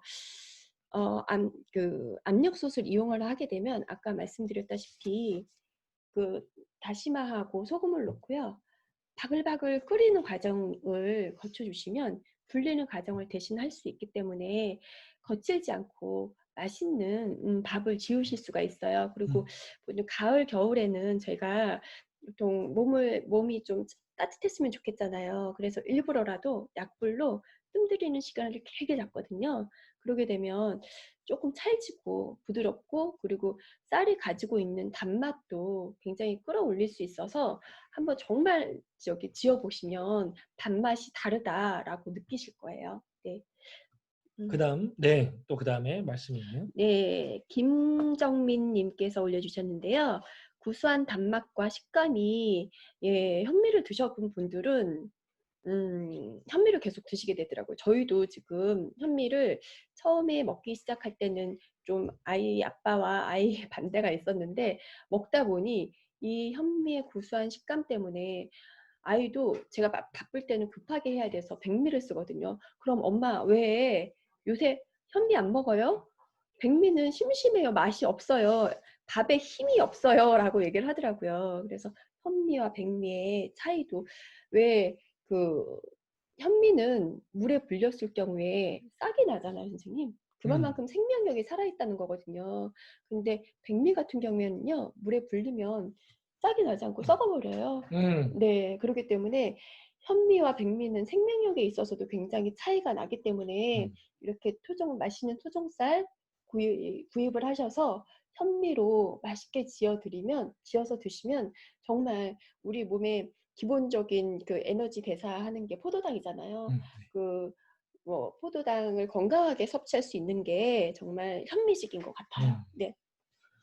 네, 그다음에 또 채팅창을 보면 지금 어, 뜸 들이고 있다라고 은숙님은 지금 박은숙 같이 참여자님께서 하시나 봐요. 네. 뜸을 들이고 있다고 하셨고. 네, 박은숙 참여자님 혹시 화면을 좀 한번 볼 수 있는지 한번 여쭤볼 수 있을까요? 박은숙 참여자님 지금 뜸 들이고 있다고 하시는데 한번 그 냄비 모양이라든가. 네, 이거야말로 진짜 줌이 가지고 있는 매력인 것 같아요. 네. 같이 공유할 수 있어서. 혹시 핸드폰으로 참여를 하시고 계시다면 그 핸드폰을 들고 이렇게 가셔서 한번 네, 한번 비디오를 켜주시면 준비하실 수 있는 시간이 필요하니까 다른 분 글도 한번 읽어볼까요? 네, 보여주시면 일단 박은숙 참여자님 좋은 후라이팬 하나 보내드리겠습니다. 네, 좋네요. 자, 마지막 네, 말씀이네요. 유준. 아까 위에서 했던 말. 유준님은 아까 전에 위에서 거친 전기밥솥으로 네. 하셔서 거칠게 나왔다. 밥솥과 뜸 들이는 것도 중요하다고 하신 다음 다시 이정 선생님 말씀 듣고 한 번 더 코멘트 해주셨네요. 네. 뜸 들일 생각을 못했어요. 그런데 토종쌀이 중요한 것은 아닌데 더 못 먹겠다 생각했어요. 좋은 정보 감사합니다. 저 백미 썩은 적도 있어요. 맞아요. 백미는 물에 불려놓으면 썩어요. 근데 현미 같은 경우에는 물에 불려놓으면 발화가 되거든요. 씨앗이 나기 때문에 정말 실제로 경험을 해보면 이게 생명이 있는 것들과 없는 것들이 구별이 돼서 네, 이 유준 선생님은 이거를 경험을 하신 분 같아요. 네네.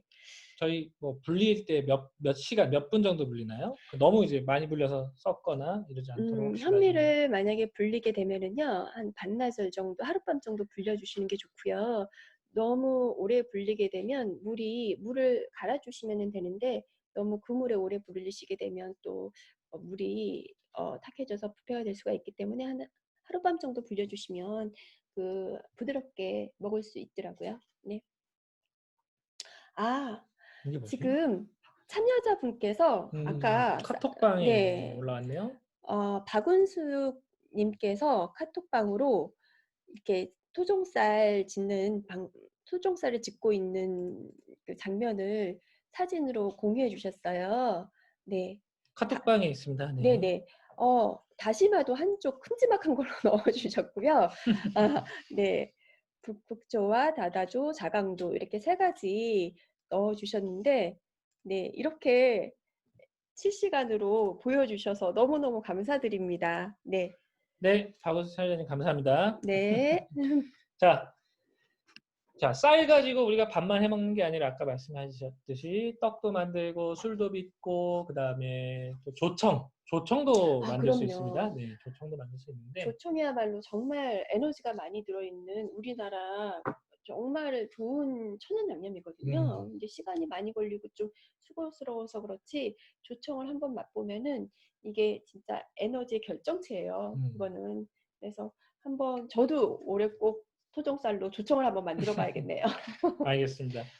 그런 식으로 이제 되는데 이 토종쌀을 실제로 어디서 구하지 이렇게 생각이 들 수 있잖아요. 한번 제가 몇몇 토종쌀을 취급하는 곳을 말씀드릴 테니 필요하시면 메모도 한번 해주시면 좋아요. 일단 뭐 동네 정미소라든가 우보농장, 그다음에 곡물집, 그다음에 정남진 아카데미 이런 곳을 나중에 메모하셨다가 검색을 해보시면 토종쌀을 구매할 수 있는 기회를 삶의 그 변화를 또 추구하실 수 있을 것 같고 그 다음에 이제 반찬이에요. 밥을 했으니까 네, 반찬인데 두 번째가 이제 우엉을 활용한 반찬으로 알고 있는데요. 네네. 어떤 건가요? 네, 그 토종쌀로 밥을 지어봤으니 이제 토종쌀 쌀 밥에 어울리는 반찬 두 가지를 준비했고요.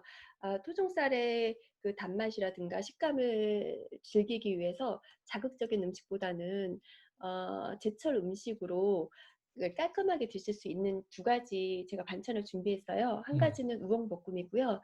한 가지는 무말랭이 해초 샐러드인데요. 먼저 우엉볶음 같은 경우에는 우엉은 지금 가을을 대표하는 제철 채소예요. 우엉이 음양 우행으로 보면 가을은 지금 금의 기운에 있거든요. 금의 기운 같은 경우에는 우리 몸에서는 폐와 대장을 주관을 하게 돼요. 그리고 가을의 제철 식재료가 뭐가 있을까요, 선생님? 저는 가을 하면 떠오르는 거는 이제 뭐 이게 맞는지 모르겠는데 고구마 이런 거 맞나요? 여름인가? 맞아요. 고구마도 가을에 나긴 해요. 네네. 또 뭐가 있지? 갑자기 대본에 없는 말씀을 제가 하시니까 아무튼 갑자기 질문을 드렸는데 가을 식재료들이 대표적인 가을 식재료들이 더덕하고 도라지하고 무, 연근, 가을에 그 뭐죠? 캐럿, 그 당근. 당근도 있어요. 당근도 있고 그러는데 대표적인 식재료가 뿌리채소인 우엉이에요. 네, 우엉 같은 경우에는 이렇게 제가 말씀드린 가을 채소들 보면은 보통 흰색을 띠고 있잖아요. 더덕, 도라지, 우엉, 연근, 무. 신기하지 않으세요? 네, 금의 기운을 가지고 있는 식재료는 이렇게 흰색을 띠고 있고요. 약간 매운맛, 알싸한 맛을 가지고 있어요. 그래서 이 제철에 맞는 식재료들을 보면은 얼추 이렇게 비슷한 것도 굉장히 신기하고요. 그리고 이 도라지나 더덕 같은 경우에도 기관지에 굉장히 좋다고 하잖아요. 그 폐와 기관지에 굉장히 좋고 특히 우엉 같은 경우에는 대장이 굉장히 좋은 식재료예요. 왜냐하면 우엉 안에는 이눌린이라는 성분이 있어요. 근데 이눌린 같은 경우에는 우리 몸의 대장에 보면 유해균과 유익균들이 있잖아요. 근데 유익균들이 많이 살려면 유익균이 먹이가 필요해요. 그런 것들을 프리바이오틱스라고 하거든요, 선생님. 프리바이오틱스가 필요한데 이런 프리바이오틱스가 많이 들어있는 것들이 그 우엉 안에 들어있는 이눌린이라는 성분이에요. 프로가 아니고 프리예요. 예. 프로 그건 프로바이오틱스는 들었나 같은. 유산균이고요. 그 프리바이오틱스는 유산균의 먹이가 되는 거예요. 그러니까 유산균이 아무리 많다고 해도 먹이가 있어야지 얘네들이 잘 분포하고 살 수가 있잖아요. 그래서 굉장히 중요한 팁인데 이 유산균의 먹이를 많이 먹어줘야 돼요. 그래서 결론은 우엉은 어디에 좋은 거죠? 그 저기 장에 좋은 걸로. 네, 우엉은 우리 장을 굉장히 건강하게 해주는 식재료라는 거 꼭 기억해 주시고요. 그러면 영상으로 한번 보면서 설명드려볼까요? 제가 재료를 보면은 우엉볶음에 현미, 들기름, 조청 이렇게 재료가 있는데요. 이렇게 상어가 나오면 안 된다 그래서 제가 소스볼에다 담아놨는데 진간장 같은 경우에는 지금 저희가 집에서 직접 만든 거기 때문에 병에다 담았어요. 근데 한식 요리에 있어서 된장, 간장은 굉장히 중요한 역할을 하잖아요. 특히 간장 같은 경우에는 한식 요리에 굉장히 많이 쓰이고 간장 맛에 따라서 진짜 음식 맛이 좌우된다고 할 정도로 간장이 굉장히 중요한데요. 저희는 아파트에 살지만 된장, 간장을 직접 담아서 먹고 있어요. 근데 아파트에 산다고 해서 안 되는 건 아니고요. 직접 된장, 간장을 담아 먹게 되면은 일반 마트에서 판매하는 시판 간장, 뭐 3분의 간장이라고도 하고 3분의 간장과 양조 간장이 섞인 이름으로 진간장이라고도 하는데요. 그런 것들, 그 시판되는 간장을 먹지 않을 수 있어서 굉장히 좋은 것 같아요. 그리고 매주 띄우는 걸 어렵게 생각하시는 분들도 많으신데요. 매주 한식 간장에는 딱 3가지가 들어가요. 매주와 소금과 물 3가지가 들어가는데요. 요 3가지를 지금 정월에 매주를 띄우고요. 한 2~3개월 있다가 걸러서 건더기가 나오는 거를 된장이라고 하고 그 맑은 액을 간장이라고 하는데요. 그 처음에 걸러 보면은 그 아미노산 과정이 아직 많이 이루어지지 않아서 간장이 굉장히 맑거든요. 그런 간장을 보통 천장이라고도 하고 좀 짠기가 많기 때문에 국간장으로 많이 써요. 그래서 국간장으로 쓰고 지금 제가 보여드린 이 진간장 같은 경우에는 많이 숙성이 된 아미노산 과정이 거친 숙성된 간장이기 때문에 보통 한 4~5년 정도 지나면 이렇게 맛과 향이 진해지거든요. 이런 거는 정말 간장이 약이란 말씀 들어보셨죠? 약이 되는 우리 진짜 천연 조미료고요. 음식 입맛에 있어서 굉장히 좌우가 되는 거기 때문에 저는 음식에 있어서 양념은 굉장히 중요하다고 생각을 해요. 그렇기 때문에 마트에서 판매하는 시판 간장보다는 꼭 저같이 만들 수 있으면 좋긴 하겠지만 혹시 여건상 안 되시는 분들도 있잖아요. 그러면은 간장을 전통적인 한식 간장을 잘 담은 곳에서 꼭 구입하셔서 드셔보시길 권해드리고 싶어서 제가 이 간장은 직접 이렇게 병으로 해서 담아서 보여드렸어요. 네, 그러면은 계속해서 볼게요.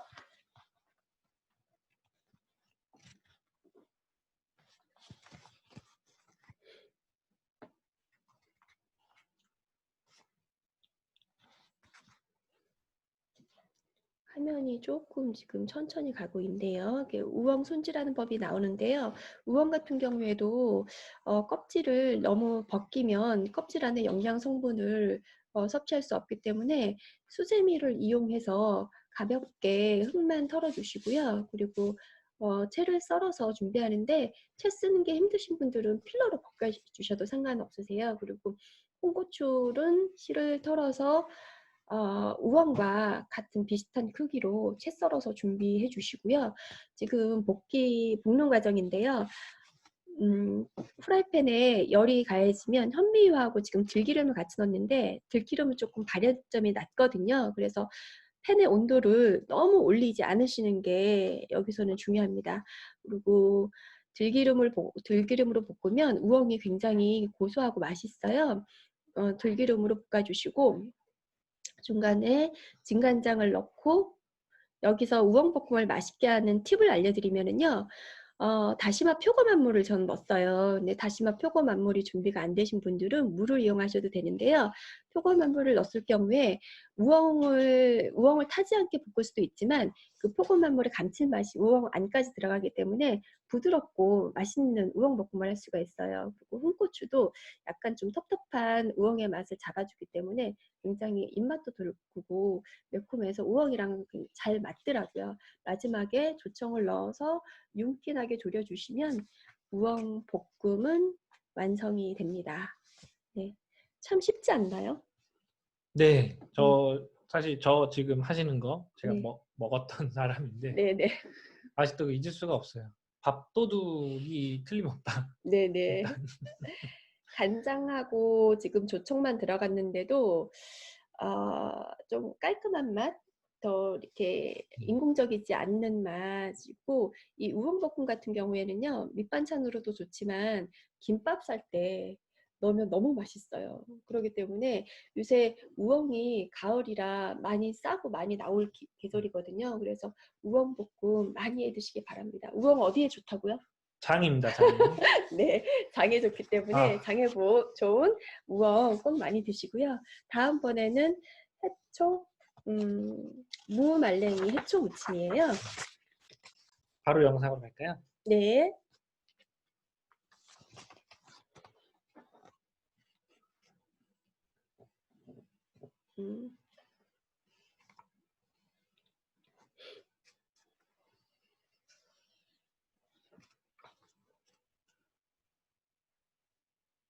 이 레몬즙이 있는 게 전 정말 인상 깊었어요. 네.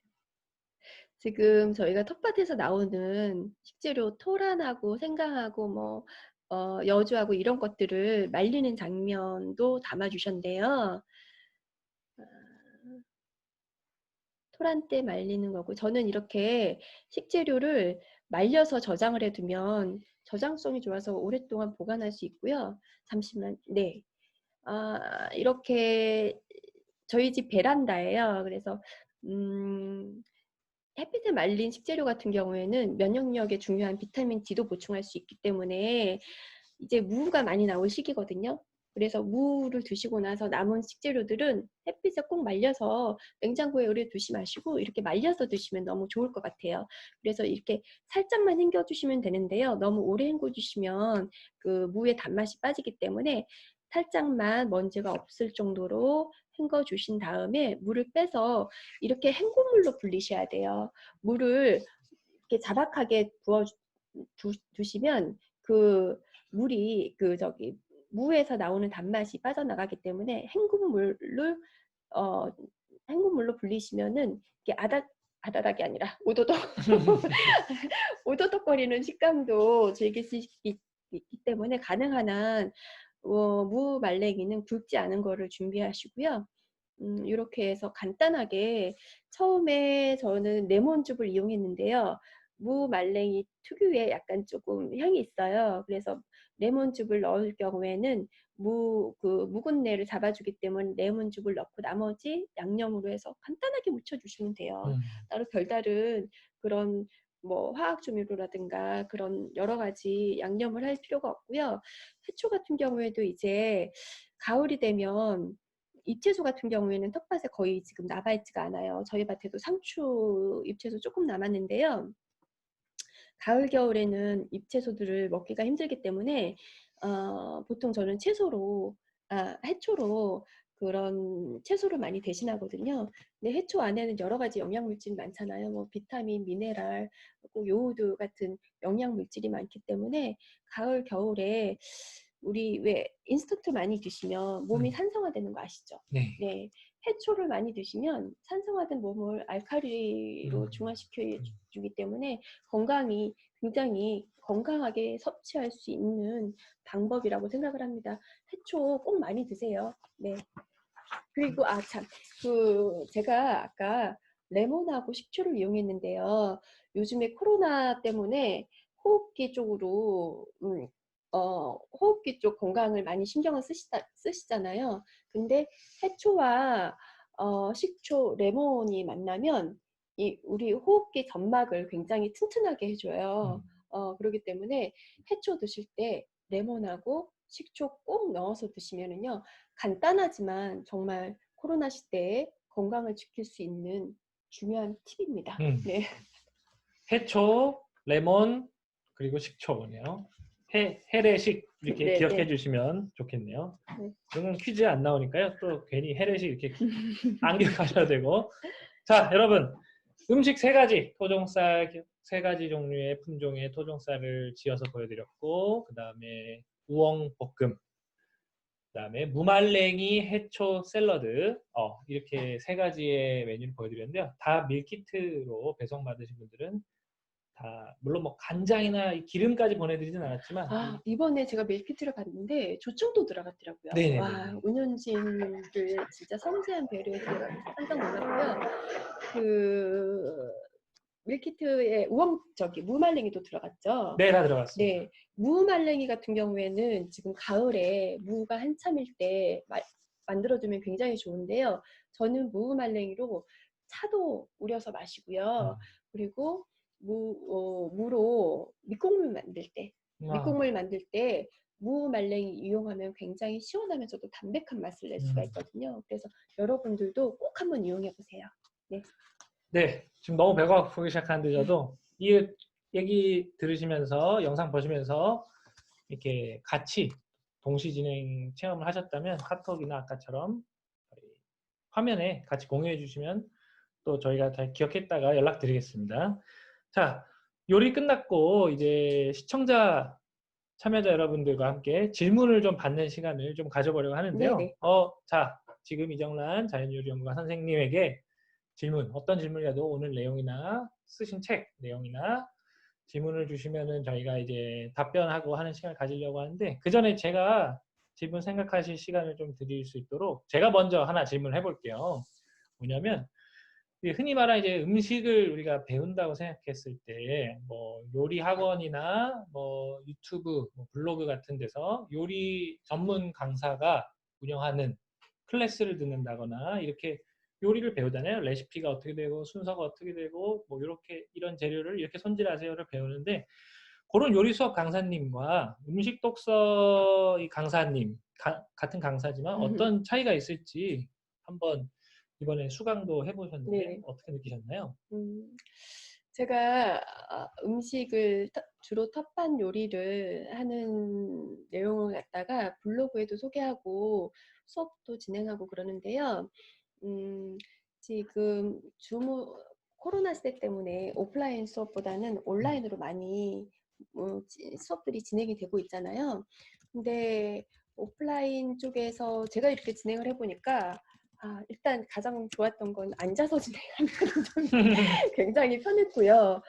그리고 중간중간 파일이라든가 영상 공유를 할 수 있어서 듣는 분들은, 참여자분들은 더 많은 정보를 받아보실 수 있지 않았을까 생각도 들고, 줌을 통해서 하기 때문에 이런 시간과 공간의 제약이 없어서 멀리서 해외에서도 들을 수도 있고 저기 제주도에서도 들을 수 있고, 음식과 책에 관심이 많으신 여러분들을 이렇게 줌이라는 자리에서 한 자리에서 뵐 수 있게 됐다는 점이 저는 굉장한 매력인 것 같아요. 네, 앞으로도 이런 줌을 통해서 건강한 음식, 일단 레시피는 요새는 뭐 굉장히 많이 공유가 되고 있잖아요. 유튜브라든가 네. 뭐 블로그라든가 SNS를 통해서 많이 공유가 되고 있는데, 이렇게 영상으로 접할 수가 있기 때문에 이렇게 좀 더 관심 있는 분들, 건강한 음식이라든가 어떤 식문화에 관심이 있는 분들과 함께 이렇게 줌을 통해서 실제 얼굴도 뵐 수 있고, 아까 어떤 선생님은 직접 압력솥을 이용해서 밥 짓는 방법도 바로바로 올려주셨잖아요. 그래서 이 코로나 시대에 줌을 이용해서 이렇게 공유할 수 있는 방법이 정말 저는 멋지고 앞으로도 많이 기대가 됩니다. 네. 네, 감사합니다. 그러면 실제로 이제 참여하시는 분들로부터도 질문이 있다면 질문을 좀 받아보고 싶은데, 질문하는 방법은 뭐 두 가지가 아닐까요? 음소거된 걸 음성을 끄시고 이렇게 진짜 말로 해주시거나, 그것이 어렵다면 채팅창에 채팅으로 남겨주셔도 좋을 것 같아요. 자, 그러면 한 5분 정도 질의응답 시간을 한번 가져보겠습니다. 벌써 뭐가 질문이 왔네요. 올라왔는데요. 유준님께서 올려주셨어요. 전 나물이 항상 실패해요. 제사 지낼 때 시금치 나물, 도라지 나물, 고사리 나물, 나물 양념은 비슷한데 맛깔스러운 맛이 없어요. 싱거워서 나물 맛만 나거나 아니면 짜요 라고 말씀하셨는데, 이 나물이 굉장히 쉬워 보여도 요리에 있어서 굉장히 그 고수들이 낼 수 있는 그 방법, 그 요리라고 할까요? 그런 종류가 지금 나물 요리인 것 같아요. 그러니까 나물 요리할 때 가장 중요한 거는요, 어, 요리하시기 전에 충분히 깨끗하게 씻으셔야 돼요. 그러니까 어떤 분들은 시금치 나물을 하실 때 대충 씻어서 데친 다음에 물에다 첨벙 담가둬서 오랫동안 씻거든요. 그러면은 그 시금치가 가지고 있는 단맛이 물로 다 빠져나가 버려요. 그렇기 때문에 요리하시기 전에 충분히 깨끗하게 해주시고요. 그리고 살짝 데쳐서, 가능하면 저는 그 시금치나 뭐 봄동 같은 거 맛있을 때 있잖아요. 겨울철에는 씻지 않고 헹구지 않고 그냥 뒀다가 무치거든요. 무쳐서 먹는데, 오히려 그러면은 식재료가 가지고 있는 그 본연의 단맛 있잖아요. 단맛과 향을 느낄 수 있어서 좋아요. 그리고 양념도 보통 나물을 하실 때 뭐 마늘이라든가 갖은 양념을 사용하시는 분들도 많으신데, 저는 나물 요리 같은 경우에는요, 나물 고유의 맛과 향을 느끼기 위해서는 가능한 한 양념을 적게, 아까 말씀드린 청장, 국간장 있죠? 국간장과 들기름 가능하면 볶지 않는 생들기름이 좋고요. 들기름을 이용해서 이렇게 묻혀주시면 맛있는 나물을 드실 수가 있어요. 그리고 아까 고사리 말씀하셨는데 고사리 같은 경우에는 제가 아까 우엉볶음 할 때 밑국물로 다시마와 표고를 이용해서 밑국물을 낸다고 했잖아요. 그렇게 다시마와 표고 밑국물을 냉장고에 두셨다가 그렇게 조금만 넣어 주셔도 감칠맛을 느낄 수 있기 때문에 그런 조리법에 따라서도 또 요리의 맛이 굉장히 달라질 수 있거든요. 네, 꼭 그렇게 한번 이용을 해보세요. 네, 네, 감사합니다. 네, 질문이 또 하나 도착했어요. 네. 혹시 우엉조림처럼 음, 연근도 그렇게 해도 네, 되는지? 그렇죠. 우엉과 함께 가을 제철 채소가 연근인데요. 요새 연근 많이 나오잖아요. 저도 연근은 정말 나오게 되면 말려서 차로도 마시고 조림도 하고 연근도 뿌리 씨앗부터 연자라고 하죠. 연자.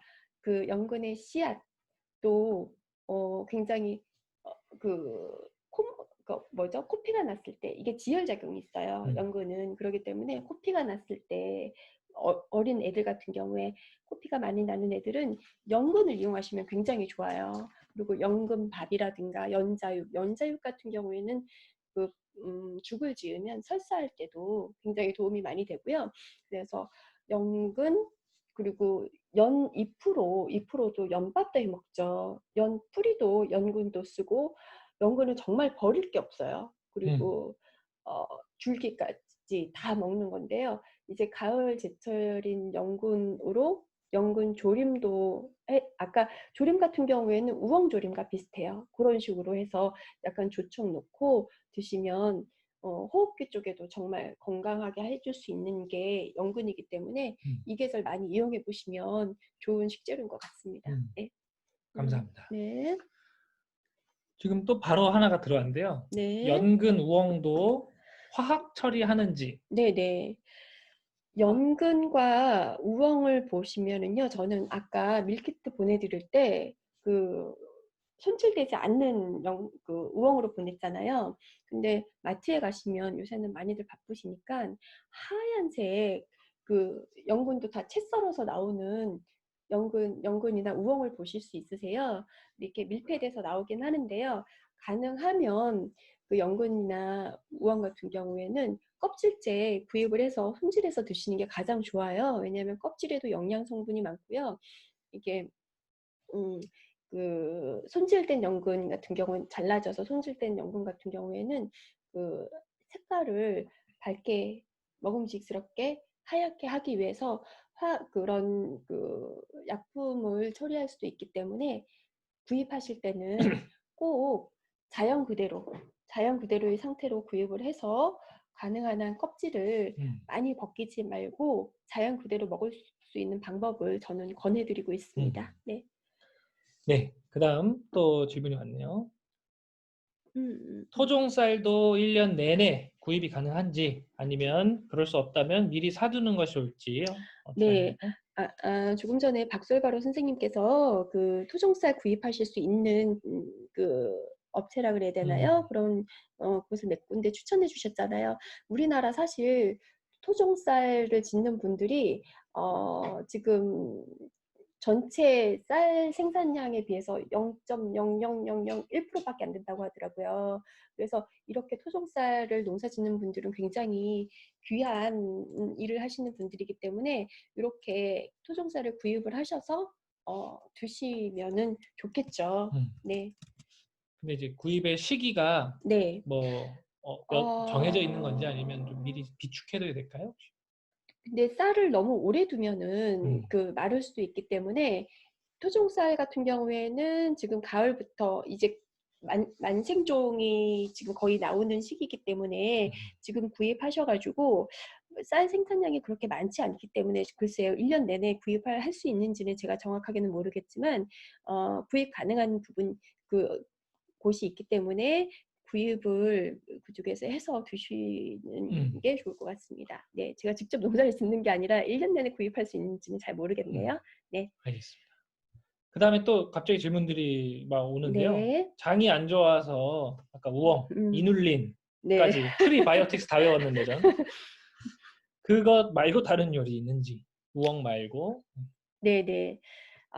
장이 안 좋으신 분들 저를 포함해서 여러 가지 장을 건강하게 하는 방법은 아까 말씀드린 대로 제철에 나오는 음식을 제철에 맞게끔 먹는 게 가장 중요한 것 같고요. 가능한 한 화학 첨가물이 들어가 있지 않는 우리 몸에서 소화흡수되기 어려운 것들은 가능한 한 안 드시는 게 좋겠죠. 그리고 저는 우엉차나 여러 가지도 있겠지만 요즘에 제가 가장 즐겨 쓰는 방법은요. 음, 수제 요거트를 제가 만들어서 먹고 있어요. 그래서 우유를 많이 팔팔팔 끓여 가지고요. 그리고 요거트 스타터를 넣어서 먹고 있는데 그 안에 여러 가지 유산균이 있기 때문에 음. 장 환경에도 굉장히 좋은 것 같아요. 네. 요거트. 그러니까 사 먹는 요거트 말고 네네. 죄송합니다. 직접 우유를 끓여서 요거트 네. 스타터? 이게 이런 제품이 요거트 음, 스타터라는 이름으로 나와 있나요? 요거트를 만들 수 있는 균 종이에요. 음. 스타터라고 하는데 그거를 그러니까 저는 전에는 요거트 스타터만 그냥 우유를 끓이지 않고 넣었었는데 우유를 살균 처리하지 않으면 그 안에 여러 가지 또 균들이 있을 수 있기 때문에 오히려 안 좋은 경우도 많이 봤거든요. 근데 일단 살균 처리를 하기 위해서 우유를 팔팔팔 끓인 다음에 스타터를 넣고 상온에서 하루 정도면 드실 수 있기 때문에 저는 항상 식후에는 요거트를 먹고 있어요. 그리고 하나 가장 좋은 게 청국장. 우리나라 음식 중에 가장 장에 건강한 음식이 청국장인 것 같아요. 일본의 나또의 그 시초가 우리나라 청국장이잖아요. 우리나라 청국장이 일본으로 넘어갔는데요. 음, 바실러스균, 일본의 나또 같은 경우에는 나또 키나자는 단일균만 사용하고 있어요. 그런데 우리나라 청국장 같은 경우에는 복합균을 쓰고 있기 때문에 굉장히 여러 가지 몸에 좋은 유익균들을 섭취할 수 있는 정말 요새 유산균이라든가 프로바이오틱스 많이 섭취하시잖아요. 그것보다 저는 굉장히 좋아하는 게 청국장, 우리나라 생청국장을 많이 이용하고요. 우리 아이도 청국장을 너무 좋아해요. 네, 청국장을 먹게 되면은 정말 우리 장 상태는 변 상태로 보고 이렇게 짐작을 할 수 있잖아요. 변이 달라지기 때문에 꼭 청국장을 드시고요. 또 한 가지 있네요. 저는 빵을 집에서 만들어 먹는데요. 통밀빵을 먹고 있어요. 근데 통밀 안에는 식이섬유가 풍부하기 때문에 그 식이섬유도 유산균의 먹이가 된다고 하더라고요. 이렇게 말씀드릴 수 있을 것 같습니다. 네. 우엉, 요거트, 청국장, 네, 그다음에 발효식품을 통밀빵 많이 먹는 거죠. 이렇게 장에 좋은 것들 네, 네 네. 가지 정해 주셔서 감사합니다. 네. 또 질문들이 지금 있는데요. 네. 현미와 백미의 유효 기간 어느 음, 정도까지 뒀다 먹는 게 최적일지 너무 오래 보관하면 맛없을 수 있으니까. 그렇죠. 쌀을 보관하실 때는요, 가능한 한 공기와 닿지 않게 쌀에도 지금 약간의 지방층이 있거든요. 그래서 현미유도 기름을 내잖아요. 현미를 이용해서 현미유를 만드는데, 그 기름이 있기 때문에 산패되지 않도록 냉장고에 보관하시면 좋겠지만, 냉장고에 두시기 공간상 어려움이 있다면, 저 같은 경우에는 페트병에 담아서 햇빛이 들지 않는 곳에서 보관하고 있어요. 그래서 도정을 하고 나면은 가능한 한 오래 두시지 않고 일찍 드시는 게 좋고요. 항아리 같은 데 보관하셔도 좋은 것 같아요. 네. 그리고 유효 기간은 이 쌀에 따라서 다르기 때문에 제가 딱 몇 개월이라고 이렇게 말씀드리기는 조금 어려울 것 같습니다. 네. 알겠습니다. 음. 마는 어디에 좋냐는 이제 질문 주셨는데 네. 위였는지 장과 위 두 가지 말씀하신 것 같은데. 마도 지금 금의 기운을 띠고 있는 식품이에요. 네, 마가 무슨 색인지 아시나요? 제가 질문을 마를 본 많이 건 드리네요. 마라탕에 마밖에 있으면 생각이 안 나는데 잘 모르겠습니다. 네, 요새 산마가 많이 나온 시기인데요. 마는 깎아보면 안에가 굉장히 흰색이에요. 굉장히 깨끗한 흰색인데 단면을 잘랐을 때 끈적끈적한 성분이 있거든요. 이게 바로 뮤신이에요. 뮤신 같은 경우에는 청국장에 있는 끈적끈적한 성분이랑 비슷한 성분인데 우리 소화기관에 들어왔을 때 우리 위벽을 보호해줘요. 위네요. 네네, 위벽을 보호해주기 때문에 위벽이 약해지면 어떤 바이러스라든가 그런 것들도 잘 침투할 수 있다고 하더라고요. 그래서 위장이 안 좋으신 분들은 정말 요새 그 산에 사는 많은 뭐 장어라고도 얘기를 하는데 정말 위장을 보호할 수 있는, 위장이 굉장히 중요한 역할을 하잖아요. 위장을 보호할 수 있는 식품이 바로 또 마인 것 같습니다. 네, 감사합니다. 마가 좋다는 건 위가 맞았다라고 이해가 되네요. 네. 자, 오늘 질의응답까지 끝났는데 더 궁금하신 것이 있을 수 있잖아요. 그러면 이제 어디로 연락을 주시면 되냐면 네이버 그 블로그에 이정란의 힐링 푸드라고 검색하시면 이정란 선생님의 블로그가 있습니다. 그래서 그 블로그에서 뭐 쪽지나 뭐 댓글 뭐 이렇게 남기실 수 있겠죠, 다들? 네네. 그런 쪽으로 소통을 해주시면 좋겠습니다. 그래서 기억해 주세요. 이정란의 힐링 푸드를 기억해 주셨다가 검색을 해서 한번 와서 보시면 될 것 같습니다. 자, 오늘 마지막 코너인 퀴즈 남은 문제들 이제 몇 개 안 남았어요. 이미 많이 해드려가지고 그거 준비한 거 다 해보고 마지막 소감 여쭙고 끝내겠습니다. 그래서 저희가 준비한 퀴즈가 또 화면을 공유함으로써 제가 2개 남았네요. 2개. 네, 2개 남았는데 한번 보겠습니다. 일단은 화면 공유 조금 해보겠습니다. 자, 우선 아까 전에 그 경품으로 상품으로 준비했던 그 펜 기억나시나요? 펜? 그 펜이 바로 이제 이거예요. 이것인데 이런 걸 또 들을 수 있다는 말씀이었고, 자, 문제 갈게요.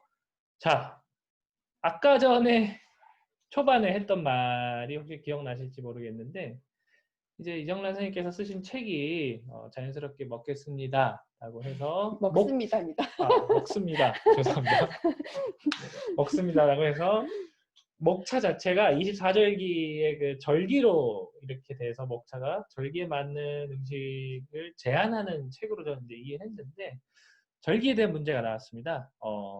노지에 옮겨 심는 절기는 아까 전에 토종 갓뿌리로 네네. 예를 들어주셨죠? 네, 토종 갓뿌리는 뿌리가, 지금 여름 제철 채소가 아니기 때문에 그거는 조금 옮겨 심는 시기가 다르고요.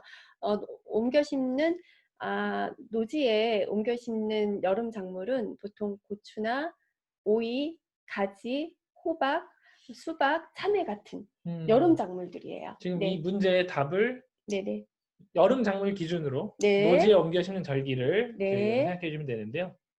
자, 입춘, 입하, 하지, 동지 이렇게 4가지 보기가 있는데 채팅창에 답을 남겨주시면 또 저희가 나중에 봤다가 말씀드리겠습니다. 힌트를 드리자면 5월 4일쯤에 들어있어요. 5월 4일이 그 시기군요. 네네. 5월 4일이면 생각해보세요. 입춘일지, 입하일지, 하지일지 설마 동지는 아니겠죠? 동지는 좀 있으면 동지입니다. 팥죽 먹고 하는데 자, 5월 4일 힌트고 자, 바로 정답을 공개하고 가겠습니다. 그래서 채팅창 잠깐 보면은 뭐 많은 분들이 네. 또 했는데 네. 좋습니다. 잠깐만요. 헷갈린다. 네. 자, 정답은 몇 번인가요? 정답은 2파입니다. 네, 정답은 2번. 2파였다고 합니다. 그래서 2번을 써주신 분들은 또 저희가 기억했다가 상품을 드리도록 할 수 있도록 하겠습니다. 자, 오늘의 마지막 문제인데요. 기억나세요? 우리 음식의 언어. 상추 꽃대로만 알고 계시던 이 단어를 나중에 손님이 남기고 간 밥을 지칭하는 것으로서도 다시 알게 됐다고 이정란 선생님께서 말씀해 주셨는데 자, 그것을 지칭하는 우리말이 뭐였을까요? 한번 맞춰주시면 좋을 것 같고요. 이걸 이제 원래 주관식으로 드리면 좀 어려울 수도 있어서 객관식으로 제가 오늘 만들었는데 제가 만들어 놓고도 좀 왜 이렇게 웃긴지 모르겠지만 자, 이건 뭐 힌트를 드릴 수 있는지 모르겠네요. 어떻게 힌트를 드릴 수 있을까요? 뭐야? 줌이 뭘 연결하고 있는데? 뭐야? 끊어졌나요? 자, 아무튼 음. 지금 저희 화면은 끊어진 것 같은데 이 화면은 지속되고 있잖아요. 다시 손님이 남기고 간 밥을 지칭하는 우리말 해가지고 소궁, 중궁, 대궁이라고 저희가 보기를 드렸어요. 보기를 드렸는데 벌써 답을 많이 올려주셨네요. 저희 끊겨가지고 이쪽으로 보겠습니다. 네, 자, 정답은 몇 번인가요, 정 선생님? 네, 3번 대궁인데요. 많은 분들이 올려주신 것 같아요. 네네네. 네. 심지어 너무 쉬워요라는 자, 여기 보고 말씀하시는 네네. 건데 너무 쉬워요라는 코멘트까지 해주셔가지고 아니 어떻게 대궁의 의미를 너무 쉽다고 말하죠? 벌써 이 학습 효과가 엄청난 네네, 학습 효과가 있는 것 같습니다. 네. 아무튼 자 오늘 퀴즈 여기까지고요. 저희 밀키트 저희 또 배송된 걸로 이렇게 또 활용하시는 그걸 보여주시면은 저희가 또 선정해서 상품을 또 드릴 수 있으니까요. 실제로 밀키트를 활용한 걸 또 카톡방 등에 올려주시면 다시 저희가 또 상품을 준비하겠습니다. 그래서 오늘 이제 공식적으로 저희가 준비한 건 다 끝났는데 오늘 이정란 선생님께 한번 소감을 한번 여쭤보고 싶어요. 오늘 이렇게 라이브 방송 강사 양성 과정의 참여자가 아닌 강사로서 또 진행하셨는데 어떠셨나요? 네, 이렇게 코로나19 시대에 집에서 이렇게 여러분들 온라인을 통해서 만나뵐 수 있게 돼서 굉장히 반가웠고요. 그리고 음식 독서 음식 독서 과정도 소개할 수 있어서 좋았었고 여러 밀키트 부분이라든가 그리고 가장 좋았던 거는 참여자분들과 함께 소통하고 공감할 수 있었던 부분이 가장 좋았던 것 같아요. 그래서 이렇게 새로운 기회를 만들어 주시고 이런 기회를 저에게 주신 음식 독서 클럽, 맛있는 북클럽 그리고 서울시 관계자분들께 특별히 감사의 말씀 전하고 싶습니다. 네. 네, 감사합니다. 이 시대, 코로나 시대에 만약 코로나가 없었다면 저희가 아마 현장에서 진짜 다 같이 이렇게 쿠킹을 그럼요. 하면서 테이스팅도 하면서 했을 텐데 또 집에서 하실 수 있도록 밀키트로 이번에 해봤는데요. 이런 시국에 열심히 이렇게 또 끝까지 원래 추구하시던 가치를 추구하시는 모든 분들께 저도 많은 배움과 존경의 말씀 드리고 싶고요.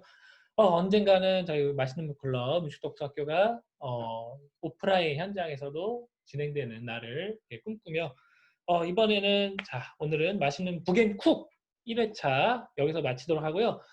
다음 2회차는 토요일 오전 오늘과 같은 시간에 있는데 신유리 선생님께서 진행할 예정인데 그것은 다시 토요일 날 가까워서 또 안내도 드리고 다시 이렇게 할 수 있도록 하겠습니다. 자, 오늘 맛있는 북앤쿡 첫 번째 진행해 주신 자연요리연구가 이정란 선생님께 감사드리겠습니다. 선생님 감사합니다. 네, 감사합니다.